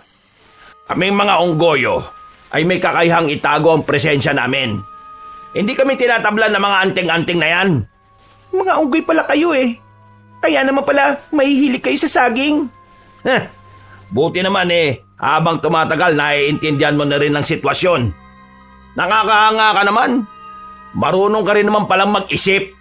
Dagul, kung ako sa'yo, magbago ka na ngayon pa lang. Dahil magsisisi ka sa bandang huli. Wala akong pagsisisiyan. Masaya ako nakikitang unti-unting nangyayari ang pagiganti ko. O, paano? Diyan ka na muna. Huwag kang tatakas ha. Ang daming nagbabantay sa labas. Ngumiti pa siya sa akin ng nakakaloko. Pabagsak niyang isinarado ang pintuan. Bumuntong hininga na lamang ako. Sinuyod ko ng tingin ng buong paligid. Pero kahit na anong tingin ko, ay wala akong makitang pag-asang makakatakas ako sa pagkakagapos. Walang kagamit-gamit doon. Nagsarado na lang ang kamao ko. Ang tanga-tanga ko nun. Kung nakinig lang sana ako agad sa kapatid ko, Kabanong, hindi sana nangyari sa akin yun. Lumipas ang mga oras. Naririnig ko nang umaalulong ang mga aswang sa labas. Sumapit na pala ang kinagabihan. Bagot na ako sa kinalalagyan ko. Hindi ko na alam ang gagawin ko. Wala rin kasi ang anting-anting. Wisit na buhay talaga to. Dapat talaga matagal ko nang kinalimutan ng siraulong yan eh. Humiga na lang ako. Ang akala ko, wala nang pag-asa na makaalis ako ron. Hanggang sa bigla na lang akong may narinig na kalabog sa labas ng pintuan. Napabangon ako ulit, Kabanong. Nang bumukas ang pinto, nakita ko si Bembong. Ang mga aswang na nagbabantay ay nakabulagta na. Pumasok siya kaagad at kinalaga ng pagkakagapos ko. Nakahinga ako ng maluwag. Buo talaga ang tiwala ko sa kapatid ko. Kahit kasi bata pa lang siya, kayang-kaya niyang lumusob mag-isa. Pero ginagawa niya lang yun kapag nasa panganib ang buhay ko. Maraming salamat dumating ka, Bembong. Hindi ko alam ang gagawin ko. Ikaw naman kasi, ayaw mo makinig sa akin eh. Niloko na nga tayo ni Mang Aduay tapos nagpaloko ka rin sa kababata mo. Mamaya mo na ako awayin. Umalis na muna tayo dito. Wala si Mang Aduay at ang kababata mo. Nakita ko silang umalis kaya ako nakapasok na madali. Kunin muna natin ang anting-anting mo bago tayo umalis. Saan ko naman hahanapin yon? Naalala mo ba yung sinabi ni Lolo sa atin? Na kung sakaling mawala yung isang anting-anting, kaya nitong hanapin ng kapwa anting-anting niya. Mahahanap siya ng anting-anting ko. Tama. Gagamitin natin ang anting-anting mo para malaman kung nasaan ang anting-anting ko. Umalis na muna kami sa silid na yon. Nagawa naming makalabas doon nang walang nakakakita sa amin. Paano ba naman, Kabanong, lahat ng nagbabantay pinaslang na ng kapatid ko? Kahit na alam kong kaya niyang gawin yon, iniisip ko pa rin kung paano niya yun nagawa. Nakahanap kami ng tamang pwesto. Sa likuran ng manukan. Malayo na yon sa kabahayan. Umupo kami roon. Wala kaming pakialam kung maraming lamok. Pumikit si Bembong. Sisimulan na niyang ikonekta ang anting-anting niya sa anting-anting ko. Ayan na ate. Kumukonekta na siya. Ayan na. Ha, alam ko na. Oh, nagsaan? Nasa loob siya ng bahay ni Mang Aduan. Sa banda rito. Tara, sundan mo ko. Maingat kaming naglakad patungo roon. Sinamantala namin na hindi pa nakakabalik si Mang Aduhay at si Dagul. Maya-maya lang, nang makita namin ang bahay na matanda, walang pag-aalinlangang pumasok kami sa likod na bintana. Winasak na lamang namin yon para madali ang pagpasok namin. Binuksan ni Bembong ang aparador. At doon, nakita nga namin ang anting-anting ko na umiilaw-ilaw pa ng bahagya. Sinuot ko kagad yon. Dinampot ko na lang ang nakita kong itak sa labas ng bahay. Ate, hindi natin sila pwedeng palagan. Kailangan itong malaman nila Mang Pedrino at Kuya Dingdong. Himala yata. Parang ang tinutino mo mag-isip ngayon.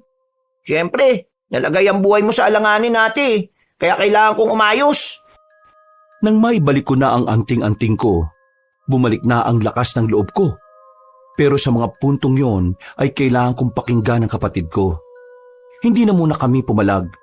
Ang mas iniisip na lang muna namin ay kung papaano kami makakaalis doon. Saan ka ba dumaan kanina? Sa kabila. Ang kaso, ate, mahirapan na makabalik dun eh. Nasa tiyempo lang akong kanina na umalis yung nagbabantay sa bungad. Mas mainam yata kung sa gawing ito tayo dumaan. Wag, ate. Galing din ako dyan kanina eh. May mga nakita ko mga nakabantay dyan. Hindi lang natin makita kasi madilim. Pampihira. Saan naman tayo ngayon dadaan ito?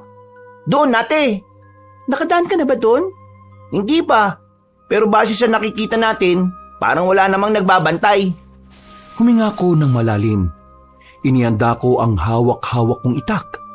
Nagsimula kaming maglakad palapit doon. Pagdating namin, may nakita kaming 2 aswang na nakaupo sa gilid.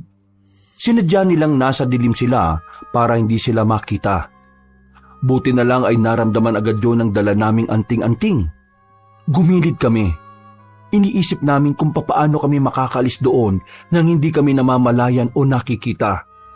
Pagakbang pa lang ni Bembong ng paa, nakalika na kagad ito ng tunog nang maapakan niya ang tuyong dahon. Nalaman ng mga aswang na nasa likuran kami ng halamanan. Umalulong agad ang mga ito para magbigay hudyat sa mga kasama nila. At sa mga sandaling yun, wala na akong sinayang na pagkakataon. Lumabas ako ng pinagtataguan ko at walang pagdadalawang isip na nilapitan ko ang 2 aswang. Bago pa man makalapit si Bembong, pinaslang ko na agad ang mga yon. Narinig na namin ang magkakasunod na alulong ng mga aswang. Sa puntong yon, kinailangan na naming umalis dahil anumang oras ay madaratnan kami ng mga aswang doon.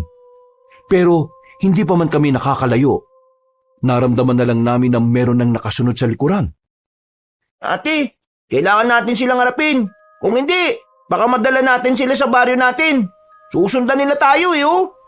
Sige na, mauna ka nang umalis. Akong bahala na sa kanila. Ate, kaya nga kita niligtas para di ka mamatay tapos ganito rin pala ang mangyayari. Sasamahan na kita sa paglaban sa kanila. Ang kulit mo naman. Makinig ka na lang sa akin, pwede? Ate naman, nung ikaw di nakinig sa akin, napahamak ka. Oo na, sige na. Sumama ka na rito. Wala na akong nagawa kundi ang pumayag sa kagustuhan ng kapatid ko, Kabanong. Maya-maya lang din ay naramdaman na naming tila nakapalibot na sila. Ang kanilang mga angil ay tila nagdudulot na sa amin ng pangamba. Yun ang unang beses na parang kinakabahan kami sa kalaban naming aswang. Bagay na hindi naman namin nararanasan nung nasa Kapis pa kami. Ate, naging unggoy na yata sila. Unggoy ang tawag sa kanila. Mga aswang na nagkatawang unggoy. Malamang magiging unggoy sila. Hindi nagtagal, lumusob na sila sa amin. Mabilis sila. Yung iba pa, lumalambitin sa kung saan-saan. Pero hindi kami nagpatinag ng mga oras na yon. Mas lalo lang kaming ginanahan ni Bembong kahit na medyo may kaba. Paglapit sa amin ng isang aswang, nahawakan niya ako sa damit. Buti na lang ay tinaga agad siya ni Bembong. Kung hindi, mahuhubaran ako. Paglingon ko naman sa gilid, may 2 aswang na nagtangkang lumapit kay Bembong.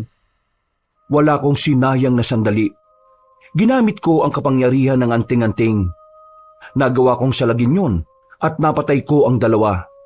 Sa mga sumunod na sandali ay mas lalo silang naging mabilis. Pero dahil sa anting-anting ay hindi kami nadedihado sa laban. Pero kahit na nakakalamang kami, hindi kami naging kampante. Alam namin na anumang oras maaring magbago ang ihip ng hangin. Ayang kaya naman natin, ate. Hindi sila maubos. Kailangan na nating umabante. Sa ibang direksyon na lang tayo dumaan para hindi na natin sila madala sa baryo.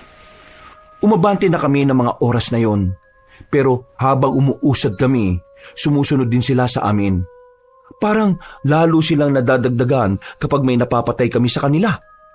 Habang tumatagal, unti-unti kong nakikita na kung magpapatuloy ang pagdami nila, mahihirapan na rin kami ng kapatid ko.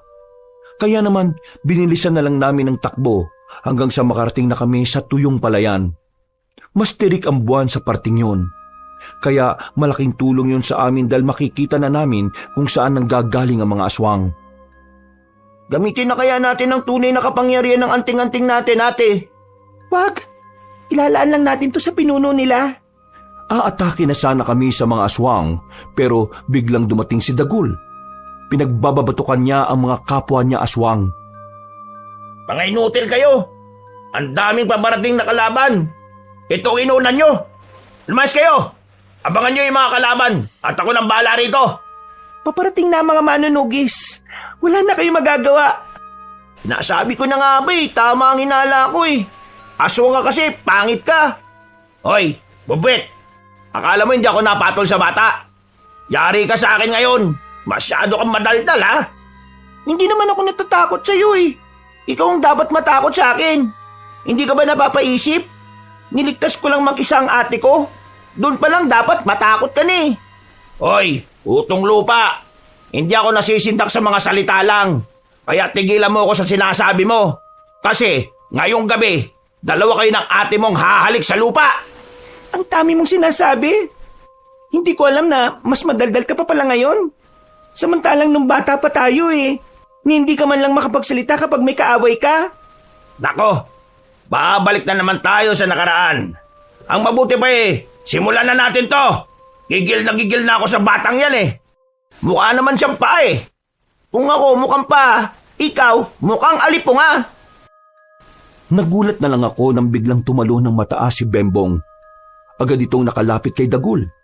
Kitang-kita ko rin na inis na ang kapatid ko sa kababata ko. Kaya naman, hindi na rin ako nagsayang ng oras. Sinabayan ko si Bembong sa pag-atake. At kahit na dalawa kami, nagagawa pa rin makailag ni Dagul. Hindi kayo makakaisa! Anong hindi? Bembong, bilis! Nanlalaki ang mga mata ni Dagul nang makitang nasa gilid na niya si Bembong. Sinubukan niyang makailag sa pagtaga na ginawa ni Bembong pero naroon naman ako sa kabila. Hinataw ko kagad siya ng itak. Agad na tumagas ang dugo sa tagiliran niya. Si Bembong naman muling lumapit. Tinaga naman niya sa hita si Dagul para kahit na papaano mapabagal namin ang kilos niya. Umatras siya ng kaunti. Bigla siyang hiningal dahil sa ginawa namin. Aatake na sana ulit kami nang bigla siyang tumalon ng mataas. Ginamit ko ang anting-anting. Sinalubong ko siya sa ere. Tinamaan ko siya ng itak sa bandang kilikili. Kung hindi mo nailagan, malamang patay ka na. Alam mo ba kung anong totoo? Pinagsasasabi mo. Noong mga bata pa tayo, hindi naman talaga kita tinuring na kaibigan Kaya lang naman kita sinasamahan. Kasi marami kang pagkain palagi. Nakakalibre ako ng kain. Wala kasing pagkain sa bahay namin minsan Kapag hindi nagpapasahod ang lolo mo. Hindi totoo yan. Alam ko na talagang tinuring mo akong kaibigan noon. Hindi ka ba kakapagsinungaling sa akin, Dagul? Ha? Nagsisinungaling? Bakit naman ako magsisinungaling, Araya? Ito ang totoo. Walang kahit anong espesyal sa'yo. Kaya kahit na kailan, hindi kita nakitang bilang kaibigan. Ginamit lang naman kita para sa pansarili kong interes. Kasi noon pa man, alam kong malabong maging magkaibigan ng isang dukha at ang isang mayaman na kagaya mo. Walang alaga sa akin ang lahat ng alaala na meron tayong dalawa. Kung hindi ka lang kita kailangan paslangin hindi na kita maaalala Huwag kang makinig sa kanya, ate. Sinisira lang niya yung kaisipan mo para mawala ang atensyon mo sa laban. Huwag kang mag-alala, Bembong. Hindi ako naapektuhan. Kahit na ang totoo, ay nasaktan ako sa mga sinabi ni Dagul Kabanong. Pinilit ko na lamang na maging manhid. Pumorma na ako at muling humarap sa kababata ko. Maigpit ang hawak ko sa itak. Ako na mismo ang nagpatuloy ng laban. Magkakasunod na hagupit ng itak ang ginawa ko. Kahit na may tama na si Dagul, ay nagagawa pa rin niyang makaiwas. Maya-maya pa, nagkaroon ako ng isang pagkakamali. Nakakuha siya ng pagkakataon para makatama sa akin. Tumalsik ako sa lakas ng suntok niya. mabilis namang rumisponde ang kapatid ko para tulungan ako. Yan kasi, sabi mo di ka apektado, pero para ka namang wala sa sarili umatake. Ano? Masakit pa? Nagsisimula pa lang ako. Umanda ka. Sinaktan mo ang ate ko, ha? Bembong, huwag ka masyadong magpapadalos-dalos. Huwag ka mag-alala, ate. Ako nang bahala sa isang to. Ang kulit mo talaga. Ikaw, isang bubit. Lalaban sa pusa. Kung pusa ka, ako naman, leon. Ababa! Agad akong tumayo. Pipigilan ko sana si Bembong pero mabilis na siyang nakalapit kay Dagul. Pinaghahagupit niya yun ng kanyang espada. Ilang beses niya ring tinamaan, pero parang hindi naman tinatablan. Tumatawa-tawa pa yun na parabang wala lang sa kanya ang ginagawa ng kapatid ko. Maya-maya lang, naramdaman kong parang may iba pang naroon bukod sa amin. Mabilis kong kinuha si Bembong at dumistansya. Bakit, ate? Nandiyan na si Mang Aduhay. Lumabas siya mula sa dilim. Kampanteng naglalakad palapit sa amin. Nakita ko naman ang kakaibang ngiti ni Dagul, na parabang ang dating ng matanda ay ang pag-asa niya. Buti naman dumating ka, Mang Aduhay.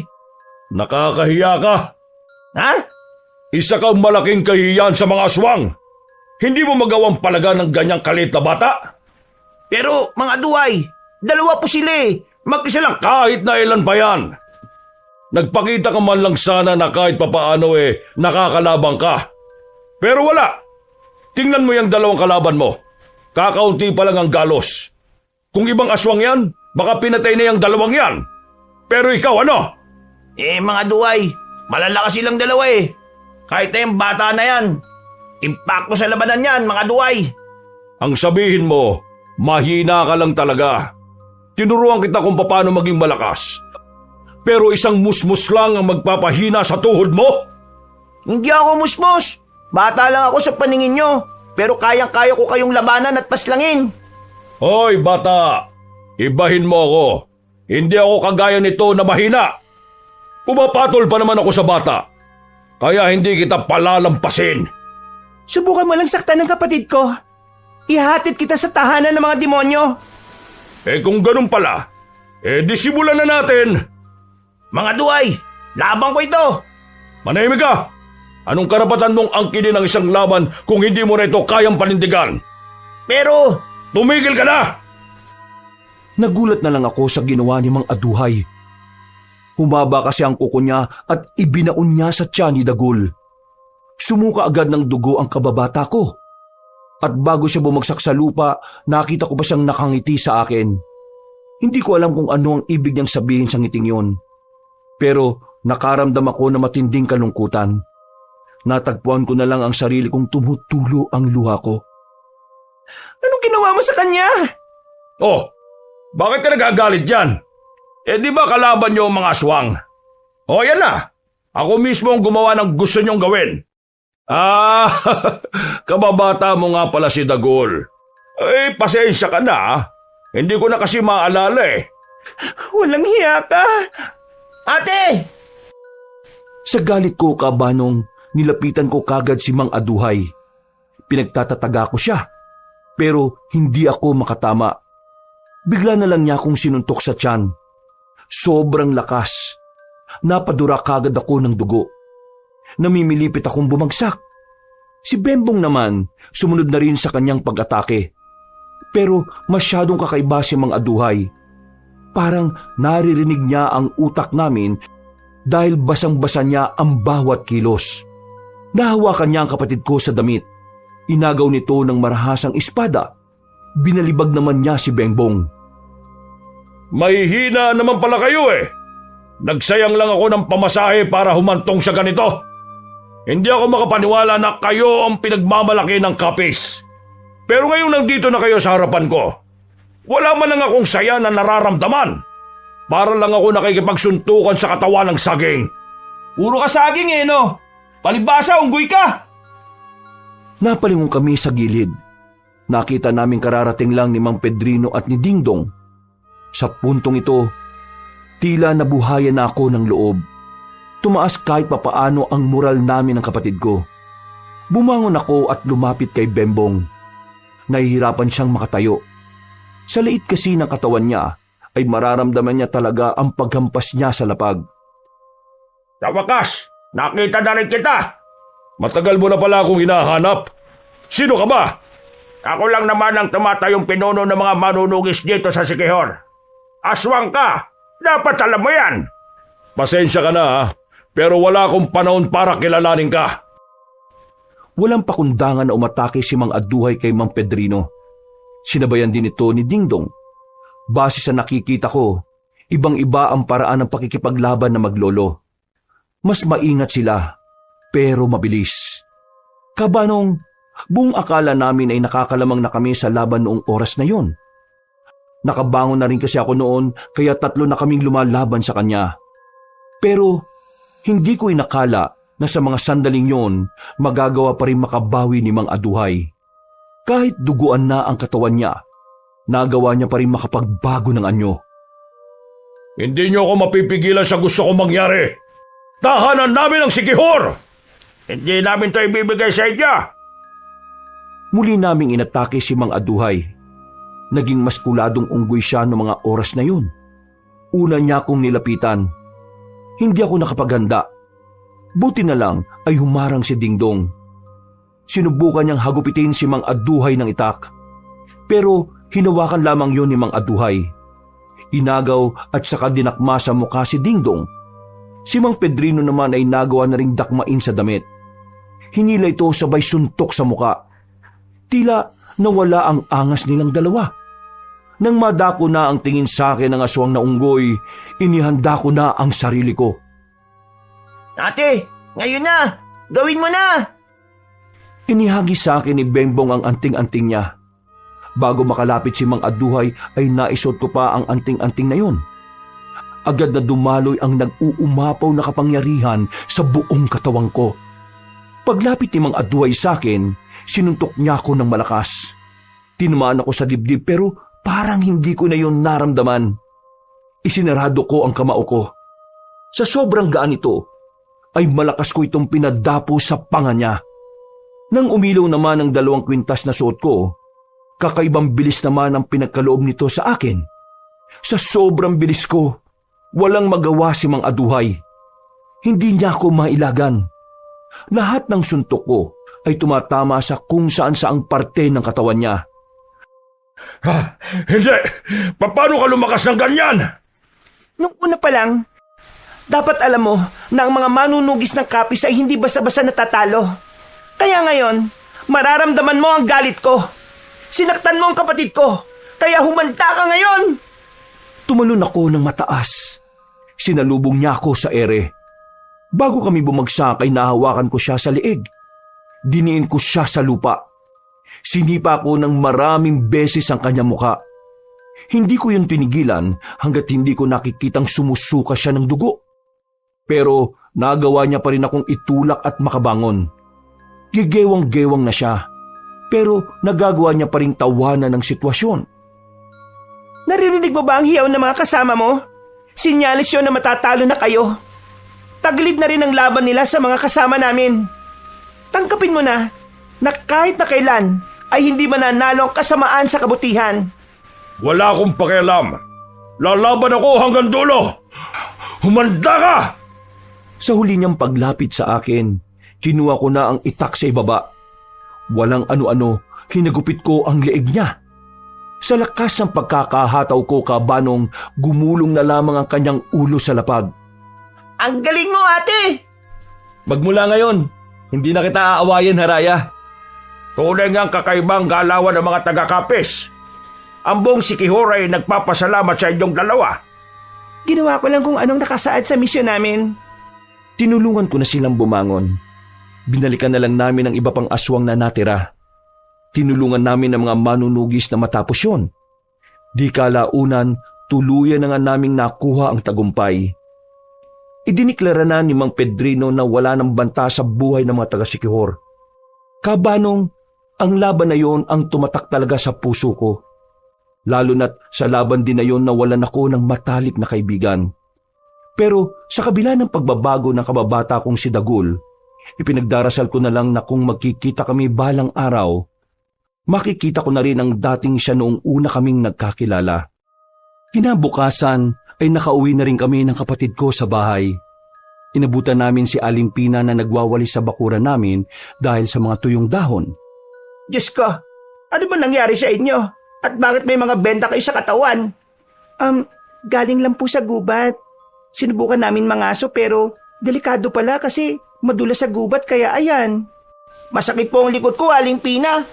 Pwede po ba akong makahingi ng masarap na puto? Puto pala ang gusto mo? Aba, sige. Magpapaluto ko ngayon. Uy. Narinig ko, may puto. Pengi ako. Hindi mo narinig. Ang sabi ko, magpapaluto pa lang ako. Ay, kala ko naman nandito na. Sakto, nagugutom na kasi ako eh. Oh, bakit? Anong nangyari sa inyong dalawa? Nasabi na namin kay Aling Pina. Siya na lang ang tanungin mo. Aling Pina, ano ba nangyari sa kanila? Ay nako, bahala ka dyan. Mabuti pa samahan mo na lang akong bumili ng rekado. Magluluto tayo ng puto. Umalis silang dalawa at napapangiti na lamang kami ni Bembong. Kabanong, masasabi kong naging masaya rin ang pananatili namin doon kahit na kailangan pa naming humarap sa matinding hamon. Pamilya na rin ang itinuring sa amin ni Aling Pina at ni Jano. Si Mang Pedrino at Dingdong naman ay sumama sa aming papuntang Capiz para makilala ng personal ang pinakamababangis na manunugi sa probinsya namin.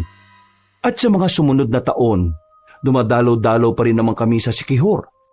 Nagpabalik-balik na lang kami doon. Hindi pa rin nalalaman ni Jano at ni Aling Pina kung ano nga ba talaga ang ginagawa namin doon. Hinding-hindi ko makakalimutan ng karanasan na yon, Kabanong. Habang buhay nang nakatatak sa puso ko ang mga aral at mga taong nakasama namin sa lugar na yon. Mga taong nagdulot sa amin ng ngiti at kasiyahan. At higit sa lahat, nagdulot sila sa amin ng mga bagong pananaw na madadala namin sa paglakad ng panahon. Sa mga nakikinig, sa mga kabangers, palagi lang natin tatandaan na ipaglaban natin ang kabutihan. Dahil ang kabutihan ay ang magdadala sa atin sa kapayapaan. Hanggang dito na lamang po ako. Maraming salamat po sa inyong lahat mga kabangers at lalong-lalo na sa inyo, Kabanong. Wakas.